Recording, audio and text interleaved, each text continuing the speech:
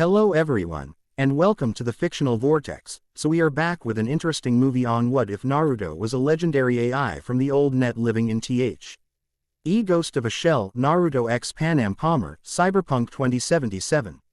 But before we start, I just want to remind you to please subscribe to my channel and hit the like button if you enjoy my content. Let's start the story. Chapter 1. The sun rises over wreckage. The sun rose over the badlands like a smear of sulfur, a jaundiced, sickly yellow that promised no warmth, only a more vivid illumination of their impending deaths. Panam Palmer tasted copper and grit, the metallic tang of her own blood from a split lip mingling with the omnipresent dust that coated everything, her tongue, her throat, the failing mechanisms of her borrowed tsunami nekomata. The sniper rifle felt like a lead weight in her trembling hands, its advanced optic a cruel joke, offering her nothing but a crystal-clear view of the Kong Dao soldiers advancing with the soulless, inexorable patience of a tide. Her breath hitched, a ragged tear in the symphony of violence. Around her, the world was screams and the percussive, a fenning crackle of automatic weapons fire. The air, thick with the smell of ozone from discharged energy packs and the acrid smoke of burning rubber, was a physical thing, a shroud she was choking on. Two of their Thornton trucks were overturned, blazing monuments to their failure. Another, the one carrying their med tech, was a mangled husk of chrome and steel, its tires melted into black sludge. From behind the relative safety of a rust-eaten shipping container, Panam watched as Javi, sweet, stupid Javi who'd shown her a picture of his newborn daughter not 6 hours ago, tried to make a run for it. He didn't even get 5 steps before a trio of smart bullets, glowing green hornets of corporate malice, swerved in midair and turned his torso into a mess of shredded tissue and sparking cyberware. He fell without a sound, his forward momentum carrying him into a graceless heap in the dirt. 7 Aldecaldos left, out of the 20 that had set out on this supposedly simple salvage run. Panam, talk to me, status. Mitch's voice, usually a steady baritone of calm reassurance, was a frantic squawk over her personal link, distorted by the enemy's comms interference. She pressed her cheek against the hot, vibrating metal of the container, forcing the words out. Javi's gone. They're closing the pocket, Mitch. Methodical, flanking us from the west ridge and pushing up the middle. We're pinned. Completely and utterly pinned. Quote, I can see that, he spat back, the staccato rhythm of his Ajax assault rifle punctuating his words. Saul is gonna have my hide for this. Don't chase corpo ghosts, Mitch, he said. Stick to the simple jobs. Not the time, Choom, Panam ground out, her knuckles white where she gripped the nekomata. The mission had been simple, textbook nomad work. Con. G-Dao transport satellite had reportedly crashed somewhere in the eastern flats, a region so irradiated and worthless that no one patrolled it. The plan was to get in, strip the satellite for its rare earth metals and processing units. And get out. Easy eddies. A good haul for the family. But it wasn't a satellite. That was the bait. The moment they'd reached the coordinates, the trap had sprung.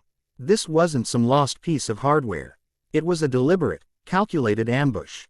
The kill squad had been waiting for them, dug in and silent, letting them walk right into the kill box. She risked a peek, her Kuroshi optics zooming in on the advancing soldiers. They moved like a single organism, a pack of chrome wolves. Identical matte black armor, visors glowing with a dead red light, Kong Dao Type 97 rifles held at a perfect low ready. They communicated with curt hand signals, their professionalism a stark, terrifying contrast to the Aldecaldos' desperate, chaotic defense. They weren't scavs or gangers.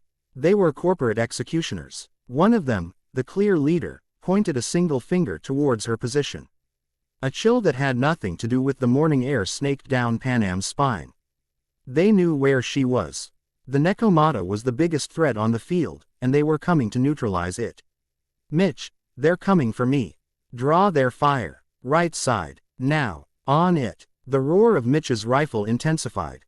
And Panam saw the Kong Dao line shift their attention, their return fire kicking up plumes of dust near his position behind a wrecked Galena. It was the opening she needed. She swung the nekomata up, the rifle's gyro stabilizers whining as they compensated for her frantic movement.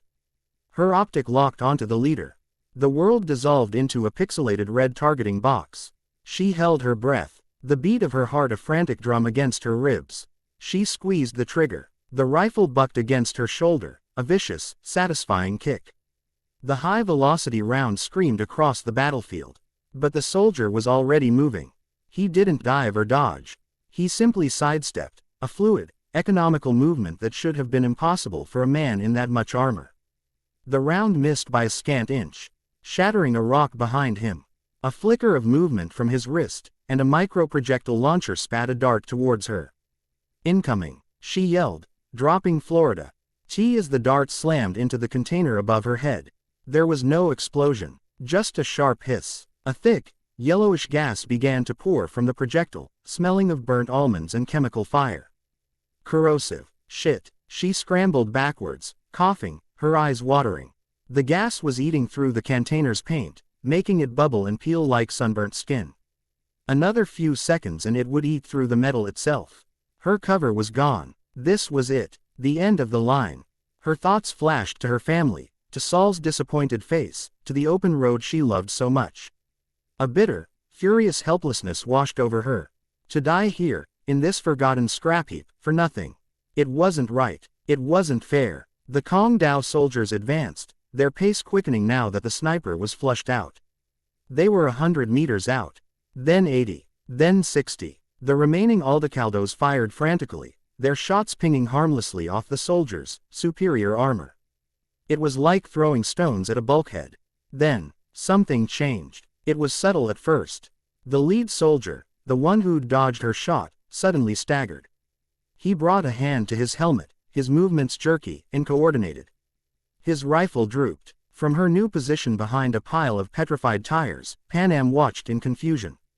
He took another stumbling step, then his legs gave out, and he collapsed, his armored body hitting the dirt with a heavy, final thud. No gunshot, no explosion. He just stopped. One of his squadmates paused, turning to look at his fallen leader. A fatal mistake. There was a flicker in the air, a distortion like heat haze. Right next to the soldier's head. A wet, crunching sound, barely audible over the gunfire, and the soldier's helmeted head snapped to the side at an impossible angle. He dropped like a puppet with its strings cut. Panic, for the first time, rippled through the disciplined Kong Dao line. They broke formation, their rifles sweeping the area, searching for the unseen enemy. Another one went down, his rifle exploding in his hands in a shower of sparks and shrapnel that tore through his own chest. A fourth clutched at his throat, gargling, his visor flickering. As his life support systems failed catastrophically. "What in the hell?" Mitch's voice was a whisper of awe and terror. "Is that you?" "Not me," Panam breathed, her own fear momentarily forgotten, replaced by a profound, chilling curiosity. She scanned the battlefield, her optics straining. And then she saw it. A shape, detaching itself from the shadows of the colossal, skeletal comms tower that dominated the scrapyard. It wasn't a man, not really. It was a silhouette of chrome and sinuous grace that defied physics. It flowed over the wreckage, not climbing, but seeming to glide, its movements utterly silent. It was tall, lean, and clad in a form-fitting, segmented armor of stark white and brilliant orange, a color scheme so bold and out of place in this grimy wasteland that it felt like a statement of absolute, unshakable confidence. It carried no visible weapon. It didn't need one. It was the weapon. The remaining 4 Kong Dao soldiers spotted it at the same time. They opened fire, a concentrated torrent of lead and plasma that should have shredded anything it touched. But the figure didn't stop. It accelerated, weaving through the storm of projectiles with impossible agility. Bullets seemed to bend around it. Plasma bolts sizzled through the space it had occupied a microsecond before. It closed the 50-meter distance in the time it took Panam to draw a sharp, disbelieving breath. The first soldier it reached died before he could even process the threat. The figure's hand, a blur of white and orange chrome, shot out, fingers stiffened into a spear. It didn't punch or stab. It simply touched the soldier's chest plate. There was a low thrum, a pulse of invisible energy, and the soldier's armor glowed incandescently for a second before the man was thrown backwards 20 feet. His internal cyberware fried, smoke pouring from the seams of his suit. The second swung his rifle like a club. The figure ducked under the clumsy blow, its body contorting in a way that seemed to lack a spine. As it rose, Its other hand tapped the soldier's helmet. The visor went dark. The man froze, a statue of black metal, before toppling over sideways. The third, a heavy weapons specialist with a bulging chassis, activated his Sandevistan. The world should have slowed to a crawl for him, giving him an eternity to react. But as the temporal accelerator kicked in, he saw the figure's head turn to look directly at him. Its face a blank, featureless white mask. Even in the distorted time stream, the figure moved, its arm blurring forward. It caught the barrel of the heavy's chain gun, and with a simple twist of its wrist, ripped the entire weapon system from the soldier's cyber arm, severing reinforced myomer cables and hydraulic lines in a spray of black fluid. The soldier stared at his ruined arm for a fraction of a second before the figure's foot swept his legs out from under him, and a precise chop to the back of his neck ended his career permanently. The last soldier, seeing the utter hopelessness of his situation, threw down his rifle and put his hands up. A smart move. It didn't save him. The white and orange figure didn't slow. It didn't hesitate. It flowed towards the surrendering man. And as Panam watched, horrified and mesmerized, its right arm seemed to shimmer and unfurl, extending into a whip-like blade of shimmering, golden energy. The blade lashed out once, a silent, beautiful arc of light. The soldier's head and torso separated from his legs, cauterized instantly, and toppled to the ground in two distinct pieces. Silence. The sudden absence of noise was more shocking than the battle itself. All that remained was the whisper of the wind through the wreckage and the faint, menacing sizzle of the corrosive gas. The figure stood motionless, in the center of the carnage it had wrought, a silent monolith amidst the 8 dead corporate soldiers. The whole engagement, from the first soldier falling to the last one being bisected, had taken less than 30 seconds. Slowly, cautiously, the surviving Aldecaldos rose from their cover. Mitch, Scorpion, a few others. They looked at the figure, then at each other, their faces a mixture of relief, terror, and utter bewilderment. A ghost, Scorpion whispered, his voice trembling. A chrome ghost. The figure turned its blank face towards them. For a long, terrifying moment, Panam was certain it was going to liquidate them next. Just another variable to be tidied up. But it didn't move. It simply stood there, observing them, its head tilted in a distinctly non-human way, as if it were a scientist studying a new species of insect. The first drops of rain began to fall. Not clean, life-giving water, but the fat, greasy droplets of a low-level acid shower, a common misery in these parts. The rain hissed as it struck the hot metal of the fallen soldiers and the ruined trucks. The figure's head tilted towards the sky, then back to them. And then, with a sound like the slide of a well-oiled firearm, the featureless white faceplate retracted. It split along a seam Panam hadn't even seen, the two halves pulling back and sinking flush into the sides of the helmet, revealing the face beneath. And that was the biggest shock of all. She had expected a monster. A chromed-out, scarred face of a cyberpsycho, or the grim, augmented visage of a legendary solo. But the face that looked back at them was young, impossibly so. It was a strong, handsome face, framed by a wild mane of sun-blonde hair that seemed to defy the grime of the wasteland. His skin was flawless, unmarred by the USUA. Cyberware seams or scars of a life of violence. The only non-standard features were 3 thin, whisker-like marks etched onto each cheek, faint lines that looked more like birthmarks than augmentations. And his eyes. They were a startling, piercing blue, the color of a deep ocean under a clear sky, a sky no one had seen in 100 years. They were ancient eyes, filled with a calm, analytical intelligence that was utterly at odds with the carnage surrounding him. The silence stretched, thick and heavy. Panam finally found her voice, though it came out as a raw croak. "Who? What are you?" The man's lips, which had been set in a neutral line, curved into a slight, disarming smile. It didn't quite reach his ancient eyes. He took a step towards them, his movements now losing that eerie, liquid quality, becoming more deliberately human. Later, he said, his voice a smooth, confident tenor with no discernible accent. It was as clean and precise as his movements. He gestured with his chin towards the sky, where the sickly yellow clouds were growing darker, the acid rain now falling in a steady, corrosive drizzle. "We should find better shelter. This rain is unpleasant." Initializing tactical overlay. Uzumaki chassis status. Nominal. Ambient atmospherics. Corrosive precipitation detected, pH level 3.2. Minor abrasion to exterior plating. Self-repair nanites activated. Mission objective. Secure the target. Primary threats. Neutralized. Secondary asset. Located. Designation. ALDECALDO Nomad Clan. Analysis. Potentially useful. The data streamed through Naruto's consciousness, not as thoughts, but as pure, unadulterated information. The battle had been a triviality, a simple matter of applied physics and exploiting technological vulnerabilities. He processed the world in vectors, probabilities, and energy signatures. The Kong Dao soldiers had been predictable variables in a complex but solvable equation. Their cyberware, their training, their tactics, all were open books to him. He had watched them from the comms tower for precisely 7 minutes and 43 seconds, allowing them to fully commit to their attack on the nomads. It wasn't an act of cruelty. It was data collection. He needed to assess the capabilities of both groups. The nomads, disorganized, emotionally compromised, reliant on outdated hardware, but possessing a fierce, synergistic loyalty. The corporate soldiers, disciplined, well-equipped, but rigid, their reliance on standard tactical protocols making them brittle, predictable. Target analysis. KTLDR-01. Cyberware. Kong Dao, Red Flag, Combat Suite, Tier 4 Optics. Subdermal armor. Weakness. Central nervous system over-reliant on system-wide BATTLELINK. Action. Deploy focused resonance pulse. Target. Optic nerve cluster. Effect. Induce catastrophic synaptic cascade. Result.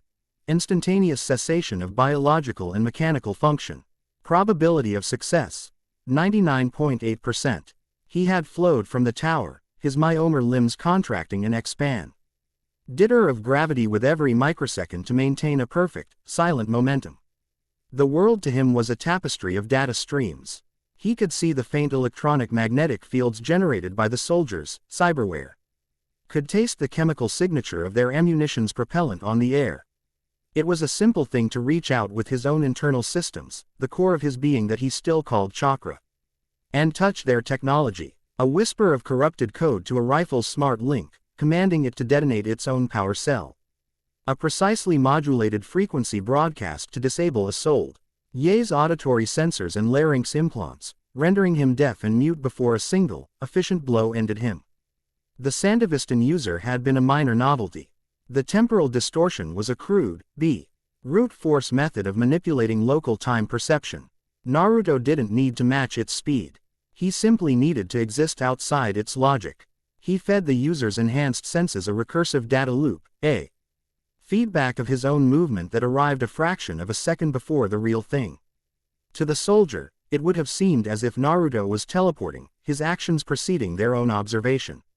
It was a simple processing trick, but devastatingly effective. And the final one, the blade of golden energy.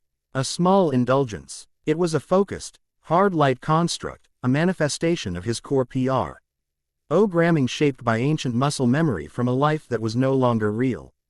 It was overkill, but its psychological impact on the observing nomads was a calculated variable. Probability of inducing awe, fear in observers, 92.4%. A useful tool for the negotiation to come. Now, he faced them. 7 survivors. Their biometrics were a chaotic symphony of elevated heart rates, adrenaline spikes, and fluctuating cortisol levels. Fear, relief, suspicion. The one who had spoken, the female with the fiery red hair tied back in a messy tail, was the clear alpha of the remaining group. Asset designation. Panam Palmer. Status. Informal field commander. Biometrics.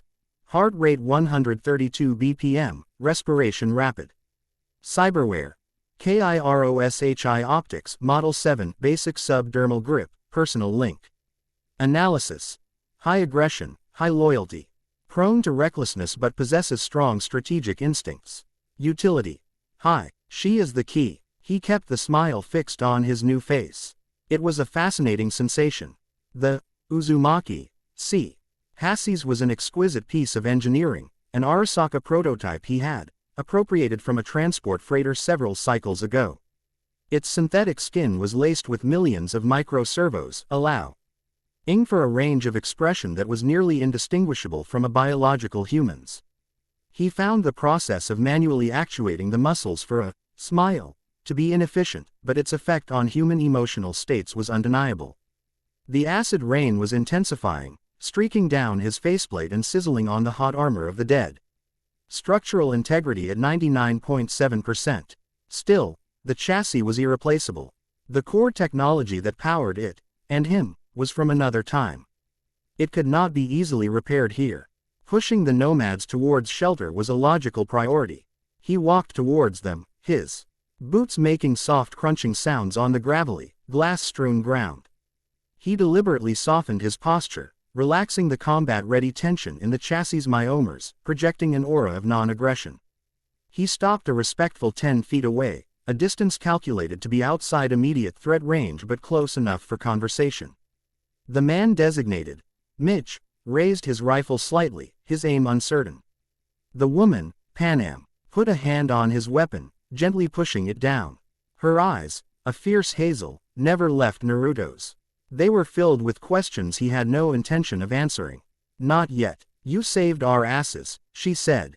Her voice stronger now, laced with a wary gratitude. Don't get many ghosts out here fighting on the side of the angels. I'm no ghost, Naruto replied, his voice calm and even. He let the disarming smile widen slightly.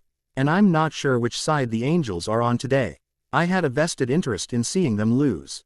Panam's eyes narrowed. What interest? They were guarding something. Something I want, he said, being deliberately vague. Let them speculate. Let their minds fill in the blanks. You were a complication. A loud, messy complication that drew their full attention. For that, you have my thanks. It made my job significantly easier. He saw the flicker of pride and indignation in her expression. Good. He was establishing a peer-to-peer dynamic, not one of savior and victim. Our friends are dead because of that. Complication. A heavily chromed man with a scorpion tattoo on his neck snarled. Asset designation. Scorpion. Analysis. Low impulse control. Highly suspicious. Potential obstacle. Naruto's gaze shifted to him, his blue eyes losing their warmth, becoming as cold and flat as a glacier. And the rest of you are alive because of my intervention. The universe is rarely tidy. You took a risk coming here. You lost. I took a risk. I won. Now we are left with the consequences. He turned his gaze back to Panam, dismissing Scorpion completely. The object I'm here for is in that comms tower. It's heavy. And my transport is, currently non-functional. You have trucks. At least, you have the parts to make one of them functional again. Understanding dawned on Panam's face, followed by a flash of anger. You want our help, after using us as bait. I want to make a transaction, Naruto corrected smoothly. You have a probable, You're stranded in hostile territory with 7 survivors and a corporate kill squad's worth of high-end salvage you have no way to transport. I have a problem. I have a package I cannot move. I propose a solution. He gestured to the smoking battlefield. I offer my protection. I will ensure no one else bothers you while you make your repairs. I will help you get a vehicle running. In exchange, you will transport my package and me to your camp, where I can arrange for my own transport. Mitch looked at Panam, his expression unreadable. The other Aldecaldos were glancing nervously at the sky. The acid rain now dense enough to sting exposed skin. They were exposed, vulnerable. Their comms were still jammed. Every moment they spent here increased the risk of another predator showing up. Panam stared at him, the rain plastering strands of her red hair to her face. She was running the calculations, he could see it in her sharp, intelligent eyes. She was weighing the risk of trusting Is impossible stranger against the certainty of death if they remained. He had presented her with a terrible choice, but a choice nonetheless. He had given her back her agency. Your camp, she repeated slowly. What makes you think we'd take a chromed-out mystery solo like you back to our family? Naruto's smile returned, genuine this time. He admired her spirit, her defiance. Response protocol. Engage charisma subroutines. Select. Disarming honesty. Because right now, he said, his voice dropping to a confidential, almost intimate tone, I'm the only family you've got. The statement hung in the air between them. Heavy and undeniable, the sizzle of the acid rain was the only sound.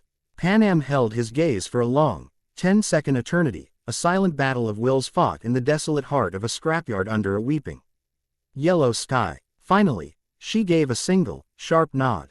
Get to work on the Thornton, Mitch. See if you can get the powertrain running. Scorpion, get the medkit. See who's still breathing. She turned her fiery gaze back on Naruto, her expression hard as forged steel. You get your deal, Shun, she said, her voice leaving no room for argument. But you pull one shady move, one single thing I don't like, and I'll find a way to put a bullet through that pretty chrome head of yours. Ghost or no ghost, we clear. Assessment. Agreement reached. Utility of acid. Panam Palmer, re-evaluated. Rating. Varys light bow of his head, a gesture of archaic respect. Crystal. Chapter 1 end. Chapter 2. A bargain in the dust. The journey back was a funeral procession under a jaundiced sky. The single functioning Thornton groaned under the weight of the living, the dead, and the silent, chrome stranger who had appointed himself their guardian. Panam drove, her hands steady on the wheel, her knuckles aching from how tightly she'd gripped them for the past hour. In the rearview mirror, she could see the back of the flatbed. Her people, her family, were huddled together, their faces grim, their eyes hollow. They tended to the wounded and wrapped the dead in dusty tarps with a practiced, heartbreaking reverence. And in the center of it all, sitting with an unnerving stillness beside a massive, cube-shaped object salvaged from the comms tower, was him. The ghost. He hadn't spoken a word since their tense agreement. He simply watched the passing desert with those ancient, piercing blue eyes. His expression unreadable, the other Aldecaldos gave him a wide berth, a circle of fear and awe separating him from the rest of them. They muttered when they thought he couldn't hear, their words snatched by the wind. Cyberpsycho. Corpo experiment. Demon. He gave no indication that he heard, or if he did, that he cared. His package, the price of their lives, was as enigmatic as he was. It was a dense, featureless cube of an unknown, matte black alloy, roughly a meter on each side, humming with a faint, low-frequency vibration that Panam could feel in her teeth. It was incredibly heavy. It had taken 4 of them straining to load it onto the flatbed, yet the ghost had lifted it from the comms tower's wreckage with one hand as if it were made of synth foam. As they crested the last dune, the camp came into view, and for the first time since the ambush, Panam felt a knot of tension in her chest loosen. Nestled in the protective embrace of a wide, sun-baked canyon, the Aldecaldo camp was a sprawling, chaotic city of life. Mobile homes and customized shipping containers formed the core, arranged in a defensive circle. Tents, yurts, and makeshift shelters radiated outwards, connected by a web of sand-swept paths and heavy-duty power cables. A forest of comms antennae and wind turbines sprouted from the highest points, and the air, even from a distance, smelled of home, synth fuel, cooking fires, and the sharp, clean scent of ozone from the big water purifier. Analyzing settlement. Designation. ALDECALDO encampment. Population. Approximately 250 to 300 souls. Power source. Geothermal vent primary. Wind secondary, solar tertiary. Defenses. Makeshift perimeter. Elevated WATCHPOSTS, reliant on mobile vehicular assets. Analysis. Resilient, adaptive, vulnerable to sustained, organized assault. Social structure. Hierarchical, LED by a single alpha, Sol Navarro, but with strong communal and familial subunits. Conclusion. A fascinating microcosm of pre-corporate tribalism. A fragile, defiant anomaly. Naruto processed the data streams as they rolled into the camp. His arrival sent a ripple through the community. Faces peeked from behind tent flaps, children stopped their games to stare. And the guards at the gate lowered their rifles, their expressions shifting from vigilance to confusion as they saw the state of Panam's returning party. They saw the bodies under the tarps, the wounded, and the strange, white and orange figures sitting amongst them. The Thornton hissed to a stop in the center of the camp, and the silence that fell was heavy with unspoken questions. Sol Navarro was there to meet them before the dust had even settled. He was a man carved from the desert itself, his face a roadmap of sun wrinkles and worry lines, his dark eyes holding the immense weight of leadership. He wore practical, worn clothing, but he carried himself with an authority no corporate suit could ever buy. His eyes swept over the scene, taking in the body count in a single, painful glance. He looked at Panam, a deep sadness and disappointment in his expression, then his gaze locked onto Naruto. It was the look of a shepherd spotting a wolf that had somehow wandered into his flock. Panam. Saul's voice was low, rough like gravel. Report. Panam swung down from the cab, landing softly on the packed earth. She stood tall, refusing to flinch under his gaze.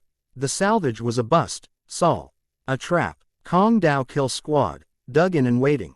We lost 13. A collective gasp went through the gathered crowd. 13. It was a devastating blow. And him. Saul's chin tilted towards Naruto, who had now risen to his full, intimidating height, his blank white faceplate once again hiding his features. He's the reason any of us are alive, Panam stated, her voice ringing with conviction. He wiped out the entire squad. 8 of them. Alone. A murmur of disbelief spread through the onlookers. Saul's expression didn't change. He looked from Panam to the silent chrome figure. Then back again. The Aldecaldos do not deal with cyberpsychos. You know this. He's not a psycho. Mitch chimed in, sliding off the flatbed, his face smudged with grease and grief. I saw it, Saul. It wasn't a rampage. It was a calculation. He was like a surgeon. A monster, yeah, but a precise one. Saul's gaze remained fixed on Naruto. A precise monster is still a monster. What is he doing here? What's his price? Protection. Panam answered before Naruto could speak. He gets us and this salvage back here. We get him and his gear to our camp. That was the deal. You made a deal on behalf of the family without consulting me. Saul's voice was dangerously quiet. I made a deal to keep what's left of my crew alive. Panam shot back, her temper flaring. You weren't there, Saul. You didn't see them cut Javi down. The tension crackled between them, the old friction of mentor and protege, leader and successor. Naruto remained silent, observing. This was a critical moment. The clan's internal power dynamics were on full display. He needed to intervene, to shift the focus from Panam's insubordination to his own potential utility. With a soft hiss, his faceplate retracted. He stepped forward, moving with a calm, deliberate grace that drew every eye. He met Saul's hard stare without aggression, his own expression one of serene neutrality. Saul Navarro, Naruto said, his voice cutting cleanly through the tense atmosphere. Your people are hurt. Your leader of this expedition made a difficult choice under extreme duress. The blame, if there is any to be assigned, is mine. I leveraged her desperation to my own advantage. The blunt, unexpected honesty seemed to throw Saul off balance. I am here because of that, Naruto continued, gesturing to the black cube. It is a relic of a past you have forgotten, and it is my sole priority. I require a secure location and temporary access to high-capacity power to interface with it. The deal your of the road made was simple. My temporary protection and assistance in exchange for transport and shelter. I have upheld my end. I expect the Aldecaldos to uphold theirs. He used the term, daughter of the road, deliberately. A piece of nomad jargon he'd pulled from their comms chatter. A small sign of respect, of understanding. Saul's eyes narrowed. The Aldecaldos honor their debts. But we don't offer charity. And we don't harbor threats. You are an unknown quantity, a solo with mil-spec chrome that screams, corporate assassin. Give me one good reason why I shouldn't have you stripped of your gear and exiled before the sun sets. Analysis. Challenge issued. Saul Navarro is testing my value beyond mere combat prowess. A direct threat would be counterproductive. Demonstration of superior utility is the optimal path. Naruto smiled faintly. You misunderstand me. I am not asking for charity. I am offering an extension of our transaction. You have a problem, Saul. You just lost 13 members. A significant portion of your fighting strength, a corporate conflict far above your weight class. You are bleeding, and the sharks are circling. You need to know why Kong Dao was there, what they were guarding. And who else might be coming for it. That information is your key to survival. He walked over to the slain Kong Dao leader's body, which had been unceremoniously dumped on the flatbed. With a surgeon's precision, he reached into the man's helmet and deftly removed a personal data slate, a military-grade shard of crystal and metal. He held it up. This is encrypted with Kong Dao's highest-level military cipher. Not even Militech's best cryptographers could crack this in under a week, Naruto stated. I will crack it in under an hour. Mitch, the tech head, let out a skeptical snort. Bullshit. That's a Black Tortoise V3 slate. You'd need a quantum mainframe to even begin to. Bring me a terminal. Any terminal with a standard data port, Naruto interrupted, his voice laced with unshakable confidence. He tossed the slate to Mitch, who caught it reflexively. And I will give you your answers. Consider it a demonstration of my good faith. He then turned his attention to the camp at large, his gaze sweeping over the faces of the people, the state of their equipment, the weary slump of their shoulders. His eyes landed on the camp's most vital piece of machinery, the atmospheric water purifier. It was a huge, complex beast of pipes, condensers, and turbines, and it was shuddering, a rhythmic, unhealthy clanking sound echoing from its core. A group of mechanics were working on it frantically, their expressions grim. Naruto's gaze lingered on it for a moment before returning to Saul. And while I'm doing that, he said, his tone casual, I'll see about fixing your water problem. The condenser's primary resonance frequency is drifting.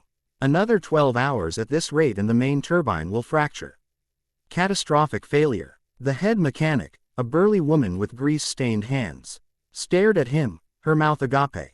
How in the hell could you know that? Naruto simply smiled. I'm a good listener. He had won. He could see it in the shifting expressions of the crowd, in the flicker of doubt in Saul's eyes.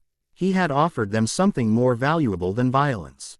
He had offered them knowledge and life. He had changed the equation from dangerous threat to indispensable asset. Saul was silent for a long time, the gears turning behind his weary eyes. Finally, he gave a curt nod. All right, Ghost, you get your chance. Mitch, get him a terminal. Maria, he said to the mechanic, let him look, but if he tries anything, you put a wrench through his skull. He turned and walked away, the crowd parting before him. The crisis, for now, was over. Panam looked at Naruto, a complex emotion swirling in her eyes, part relief, part exasperation, part a grudging, blossoming respect. You're a real piece of work, you know that, she said, a small smile playing on her lips. I've been told, Naruto replied, his own smile widening. Now, about that terminal. The next few hours were a study in controlled chaos. Mitch led Naruto to a cramped, stiflingly hot workshop container filled with the ghosts of disassembled machines and the smell of soldering flux. He hooked Naruto up to a battered, jury-rigged terminal that looked like it had survived a war. Which, Mitch explained, it had. Naruto sat before the flickering screen, the Kong Dao data slate slotted into the port. He didn't type. He didn't issue commands. He simply placed his palm on the console, closed his eyes. And the room grew still. Mitch watched, his arms crossed, skepticism warring with a burgeoning sense of awe. The terminal's cooling fans, which usually screamed like a dying animal, suddenly quieted to a whisper. The screen, previously a mess of glitching text, cleared to a solid block of impenetrable cryptographic symbols. Initiating interface. Chakra core at 3%. Diverting 0.5% to data manipulation. Target. Kong Dao, Black Tortoise, encryption. Analysis. Quantum entangled key pairs, brute force resistant, self-deleting countermeasures. Methodology. Ignore the lock. Phase through the door, isolating data stream from security protocols. Bypassing cipher. Bypassed. To Naruto, the encryption wasn't a wall to be broken down, but a river whose current he could simply step out of. He didn't fight the code, he spoke to the data directly, his consciousness a universal key for which there was no lock. On the screen, the cryptographic symbols dissolved like sugar in water, replaced by neat columns of pristine, decrypted text. Reports, schematics, memos. Mitch's jaw literally dropped. No fucking way. That's impossible. That's magic. A sufficiently advanced technology, Naruto quoted, opening his eyes. Now, let's see what they were so keen on protecting. He scrolled through the files, his eyes scanning lines of text faster than any human could read. The picture that emerged was chilling. The downed satellite was a cover story. The comms tower wasn't just a comms tower, it was the surface entrance to a pre-data crash underground facility. Codenamed the Shrine of the Twin Tails by its original builders. Kong Dao hadn't been there to salvage a satellite, they were an exploratory team, sent to assess the facility's viability. FTER their long-range scans detected a massive, dormant energy signature. The ambush for the Aldecaldos had been a contingency, a target of opportunity, to test their new anti-nomad weaponry and ensure no local witnesses. Worse, the final memo indicated that both Arasaka and Militech had also detected the energy signature. The race for the shrine had already begun, and the Aldecaldos had stumbled right into the starting gate. Meanwhile, Naruto had sent a small, almost undetectable portion of his processing power to the camp's water purifier. He didn't need to be there physically. He could feel its vibrations through the ground, could hear the discordant whine of its machinery through the camp's own power grid, which he was now connected to. He analyzed its design, an old General Electric model, robust but archaic. He found the flaw instantly, a crystallized feedback capacitor in the turbine's regulatory unit. He didn't need a wrench. He extended a sliver of his energy, a focused stream of chakra, through the power lines. The energy traveled through the camp's grid, into the purifier's control systems, and directly into the faulty capacitor. He vibrated it at a precise frequency, shattering the crystalline structures at a molecular level and restoring its conductive properties. Out by the purifier, Maria and her team were about to give up for the day when the shuddering suddenly stopped. The horrible clanking sound was replaced by a smooth, powerful hum. The pressure gauges, which had been deep in the red, climbed steadily back into the green. Pure, clean water began to flow from the output pipe, faster and clearer than it had in years. Maria stared at the machine, then in the direction of the workshop where the strange solo was working, her expression one of utter disbelief. By the time Naruto had finished decrypting the data, word of the miracle at the water purifier had already spread through the camp like wildfire. When he and Mitch emerged from the workshop to present their findings to Saul, the atmosphere had changed. The looks of fear had been replaced by whispers of wonder. The mothers who had been rationing water now looked at him with something approaching reverence.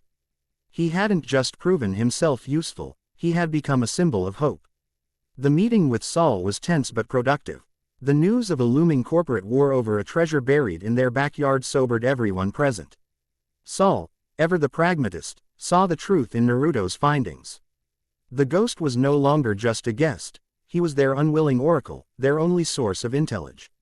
NCE in a conflict that could annihilate them. A new bargain was stay, under guard, and use the camp as his base of operations. In return, he would advise them, help them fortify their position, and prepare for the storm he knew was coming. With the politics settled for the evening, an exhausted quiet fell over the camp.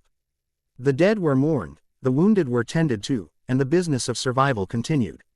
Panam found Naruto in the sprawling garage, a vast, open-air space where the clan's vehicles were repaired. He was standing before his white and orange armor, which was mounted on a diagnostic frame. He was stripped to the waist, revealing a torso that was a marvel of synthetic muscle and gleaming chrome, seamlessly integrated. He was working on a deep gash in the chassis' forearm, a lucky shot from the battle. She approached quietly, holding 2 bottles of synth ale. She held one out to him. He looked at the bottle, then at her, and a flicker of something, amusement, curiosity, passed through his blue eyes. My internal systems don't require hydration, he said. It's not for hydration, smartass, she retorted, popping the cap on her own bottle. It's a gesture. It means, thanks for not letting me die today. And, sorry my boss is a hardass. He took the bottle, his long, chromed fingers wrapping around it. Your boss is a wise leader. Caution is a rare and valuable commodity in this world. He studied the gash on his arm. This, however, is an unfortunate consequence of it. Need a hand? She asked, gesturing with her bottle. I know my way around a chassis. Rebuild my Thornton from the ground up 3 times. Your assistance would be efficient, he conceded, his pride warring with his logic.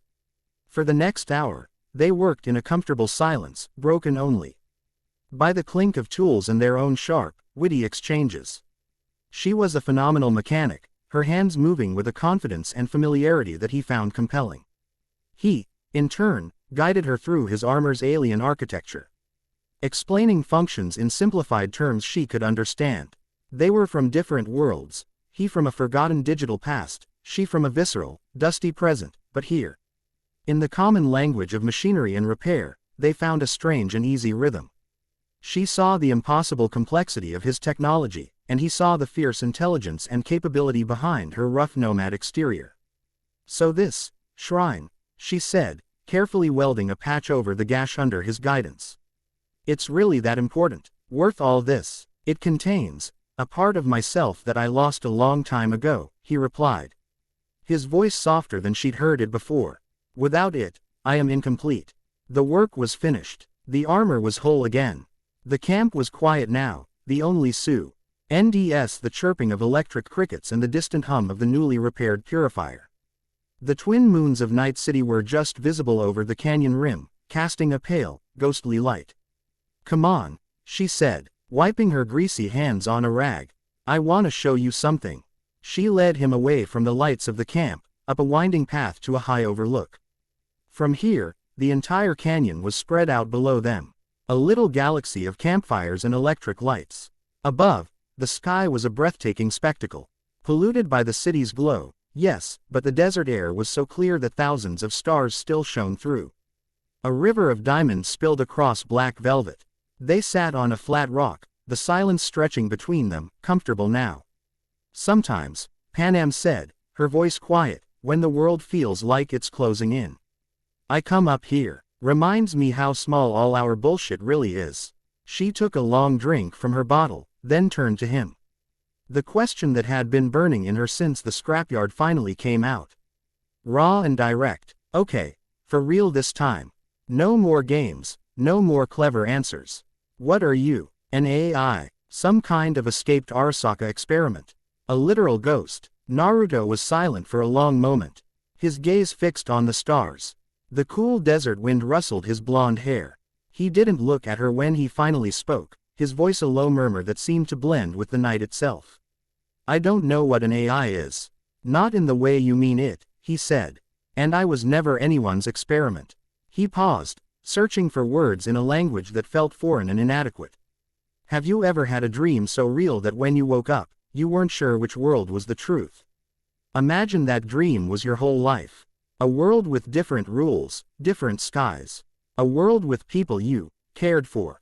He finally turned to look at her, and in the starlight, she saw a profound, ancient loneliness in his eyes, a sorrow so deep it made her breath catch in her throat. I am the one who woke up, he said softly. I am a memory, looking for a home in a world that isn't mine. The confession, poetic and heartbreakingly sincere, hung in the air between them. It wasn't the answer she expected, but it felt more true than any technical explanation could ever be. For the first time, she didn't see a monster or a ghost or a walking weapon. She saw a lonely soul, adrift in a world he didn't understand, clinging to the fragments of a life he'd lost. And in that moment, her fierce, protective nomad heart made a decision. She reached out, her calloused, grease-stained hand gently touching his chromed one. It was warm, humming with a faint energy. Well, she whispered, her voice thick with an emotion she couldn't name. For tonight, memory, your home. Chapter 2 End. Chapter 3. The Chrome Cathedral. The drive into Night City was like plunging into a wounded leviathan's gut. The open, sun-bleached expanse of the badlands constricted, replaced by towering canyons of steel and glass that blotted out the sky. The air, which had tasted of dust and freedom, now grew thick and heavy, a chemical cocktail of recycled oxygen, industrial fumes, and the ever-present, metallic tang of acid rain. Naruto sat in the passenger seat of Panam's rebuilt Thornton, the vehicle a defiant beast of Badlands engineering amidst the sleek, aerodynamic shapes of city traffic. He had his faceplate active, not for protection, but to manage the sheer, overwhelming torrent of data flooding his senses. Holographic advertisements, gaudy and colossal, flickered across the faces of skyscrapers, selling fantasies of sex, power, and synthetic joy. A 50-foot-tall woman with glowing eyes drank from a bottle of Nicola, her laughter a silent, predatory grimace. A squadron of Militech G. Riffin drones soared in perfect formation, their ad copy promising peace through superior firepower. The noise was a physical assault, the roar of maglev trains overhead, the cacophony of 1,000 competing musical genres bleeding from storefronts and passing vehicles, the incessant, angry blare of horns, and the low, ever-present hum of a billion lives crammed into a concrete cage. Sensory input overload. Processing. 1.2 zettabytes per second. Cross-referencing advertising slogans with corporate market data. Correlating ambient noise levels with district-specific crime statistics. Observation.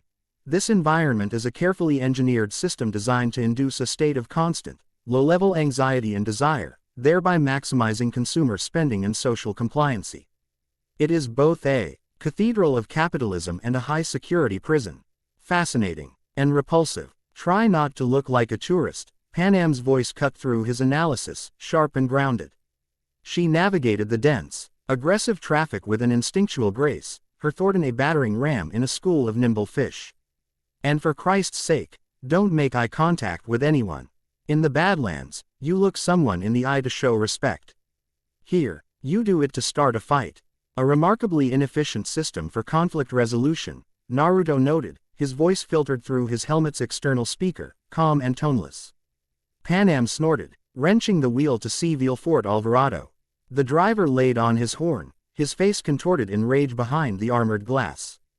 Panam simply flipped him a bird without looking. Welcome to Night City, Ghost. Efficiency ain't exactly the local currency. Eddies, bullets, and reputation. That's all that matters here. Their destination was Kabuki, a district in Watson that pulsed with a feverish, desperate energy. It was a maze of narrow, rain-slicked streets, choked with noodle stands, black market cyberware clinics, and flickering neon signs in a dozen languages. The Baweel dings leaned against each other as if for support, their upper levels a tangled mess of illegal tapped power lines and makeshift walkways. It was the city's vibrant, rotting heart. So, these mocks, Naruto said, his optics tracking the movements of a trio of tiger claw gangers eyeing their truck. You trust them. Trust is a strong word, Panam corrected, her eyes constantly moving, scanning rooftops, alleyways, faces in the crowd. But they've got a code. More than you can say for most in this town. They look after their own. Joy toys, dolls, runaways. Anyone the core the gangers chew up and spit out. They don't like outsiders, but they hate corpos more. And right now, that makes them the closest thing to friends we've got. She pulled the Thornton into a narrow, graffiti-covered alley. The entrance marked by a pair of crossed katanas spray-painted in lurid pink. She killed the engine. The sudden relative silence was unnerving. Lizzie's bar is just around the corner, she said, pulling a heavy-duty pistol from under her seat and tucking it into her waistband. This is their turf. We should be safe, but, should be, gets people killed in this city. You ready? Naruto's faceplate retracted with a faint hiss. He looked at the oppressive, neon-lit squalor around them, then met her gaze, a flicker of dry amusement in his blue eyes. I have neutralized corporate kill squads and repaired failing fusion cores. I believe I can survive a social gathering. Don't be so sure, she muttered, a grim smile on her face. You haven't tried the synth tequila here. Lizzie's bar wasn't so much a place as it was a statement. The entrance was a garish, neon-pink maw that pulsed in time with the deafening industrial music thumping from within. Inside, the air was thick with the smell of cheap booze, sweat, and a cloying floral perfume. The crowd was a defiant tapestry of humanity at its most augmented and rebellious edges. Women and men with exotic cyberware, glowing skin tattoos, and punk rock fashion that doubled as armor mingled and drank under the watchful eyes of heavily armed Mox guards. It was a fortress disguised as a party. Panam moved through the crowd with a purpose at parted it like a ship's prow through water. Naruto followed in her wake, his height and serene, almost alien calm demeanor creating a bubble of space around him. He ignored the curious, hostile, and lustful stares he received. His processors busy analyzing the social dynamics, the power structures, the subtle language of gesture and posture that governed this self-contained tribe. Panam led him to the bar, a long slab of polished chrome tended by a woman with a shock of purple hair and a cybernetic arm that looked capable of punching through concrete. Rita, Panam greeted her. Good to see you're still standing. Rita, the bar's manager and a senior Mox, gave Panam a thin smile. Palmer. Heard you were back in town. You bring the dust of the Badlands with you every time.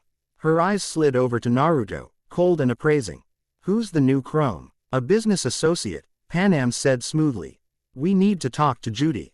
Is she around? Rita's eyes narrowed. Judy's busy. And she doesn't do walk-ins. Especially not for high-end solos who look like they just stepped off an Arasaka recruitment poster. He's not corpo, Panam insisted. He's a specialist. We need a custom piece of tech. Something esoteric. Something only Judy could build.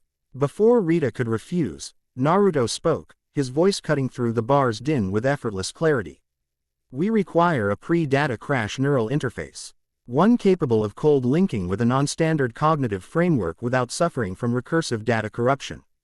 It needs to be shielded against ghost signals from the old net and Calibra.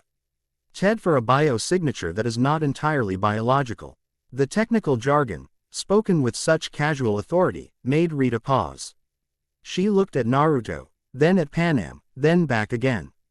She grunted. You're right. That's Judy's kind of crazy. She jabbed a thumb towards a beaded curtain at the back of the bar. Her workshop's downstairs. Don't waste her time. The workshop was a world away from the garish chaos upstairs.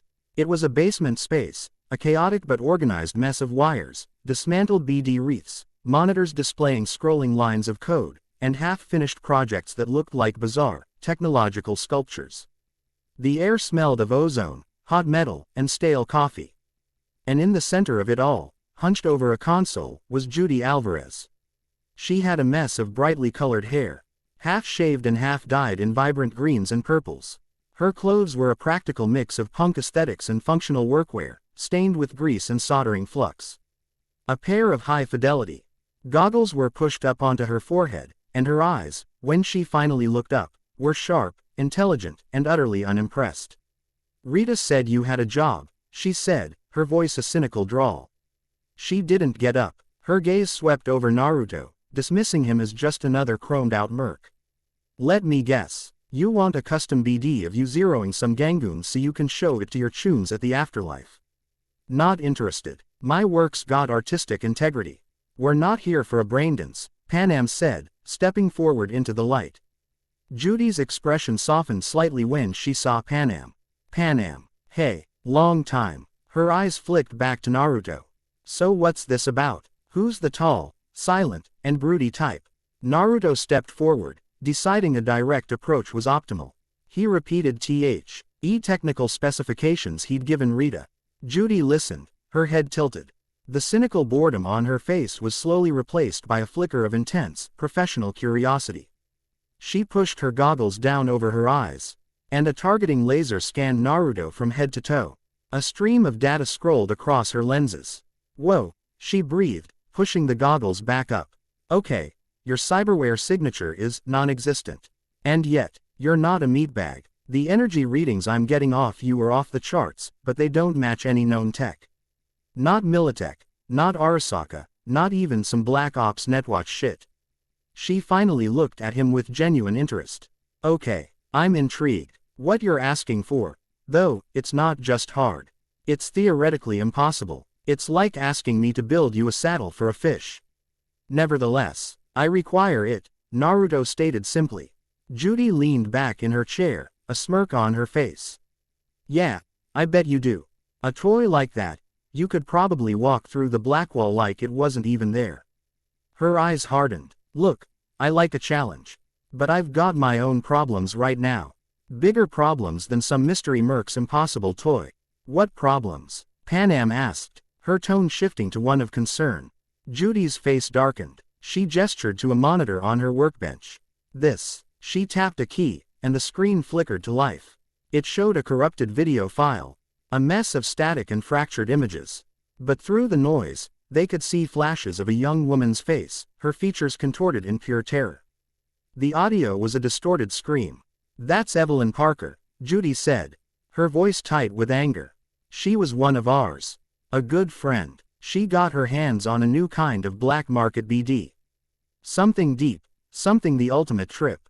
She went in. She never came out. Not really. Left her a vegetable. We've had 3 other mocks go down the same way in the last week. She pointed to the corrupted data on the screen. This is a fragment of the BD that fried her. It's a monster, laced with some kind of neural virus I've never seen before. It doesn't just fry your brain, it rewrites your fears, turns your own mind into a torture chamber. It's the work of a real sick fuck. A tiger claw, Panam guessed. They're the biggest players in the black BD market in Watson. Judy nodded. We're pretty sure, but we can't prove it. And we can't find the source. The BD is layered with so much anti-decryption malware that every time I try to unscramble it, it just corrupts itself further. It's like trying to catch smoke in a net. NCPD won't touch it. They say it's just another case of faulty black market tech. They don't care. Her eyes, burning with a cold fire, locked onto Naruto. So here's the deal, Mr. Specialist, she said, her voice low and intense. You want me to build you an impossible piece of tech. You want me to help you ride a fish. Fine. But first, you help me catch some smoke. She pointed a thumb at the corrupted BD file. Unscramble that. Find the bastard who made it. Give me a name and a location. You do that for me, for the mocks, and I'll build you whatever the hell you want. It was a test, a challenge, and a desperate plea for help. Analysis. The request is a high-risk, high-reward proposition. The neural virus is an unknown variable. Direct interfacing could pose a threat to my core programming. However, the data is contained, and the potential for gaining the alliance of this, Judy Alvarez, is critical to the primary mission. Her skills are unique and necessary. Probability of successful data retrieval, 87.4%. Probability of securing her cooperation post-success, 98.9%. Conclusion. Accept the terms. Naruto met her fiery gaze, his own expression calm and unyielding. A fair exchange. I will help you. Panam opened her mouth to object, to warn him of the danger, but he gave her a subtle, almost imperceptible shake of his head. He had made his decision. Judy's cynical smirk returned, but this time it held a sliver of hope. Big words. Let's see if your chrome can back them up. Strap in, Solo. We're going for a dive. The air in Judy's workshop seemed to grow thick with tension. Panam stood guard by the door, her hand resting on the butt of her pistol, her stomach a cold knot of anxiety. She watched as Judy guided Naruto to a heavy-duty BD recliner, a monstrosity of wires, padded leather, and cold steel. This was a deeper level of trust than she had anticipated, a far more intimate and dangerous undertaking than a back-alley deal. This was an invitation into the fragile, vulnerable space of the mind. Standard BD wreaths won't work on you, Judy explained, her professionalism taking over. The contact points are all wrong for whatever the hell you've got going on under that synth skin. But I can rig a direct feed interface. It's gonna be raw, no safety filters, no emergency cutoffs. You go in, you're on your own. You feel me. I understand, Naruto said, settling into the chair.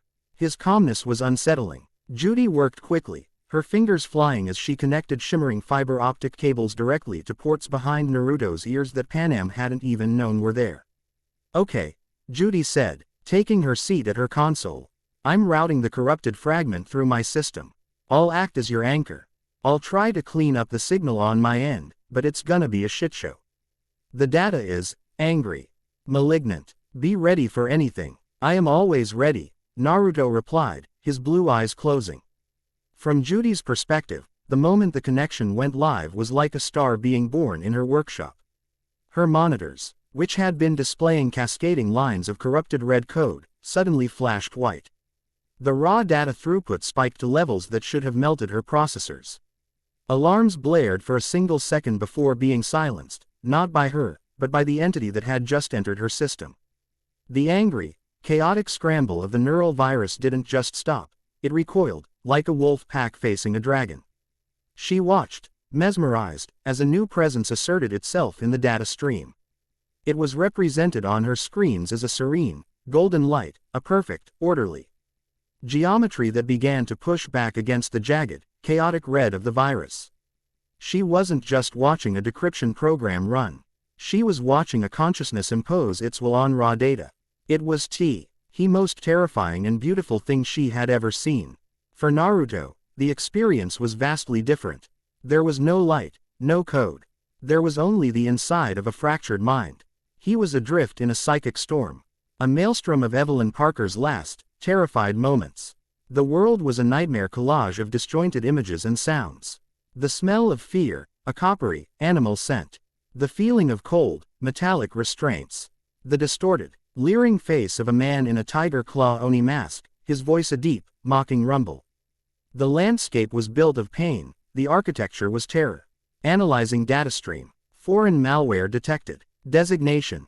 SOULKILLER, variant. Methodology.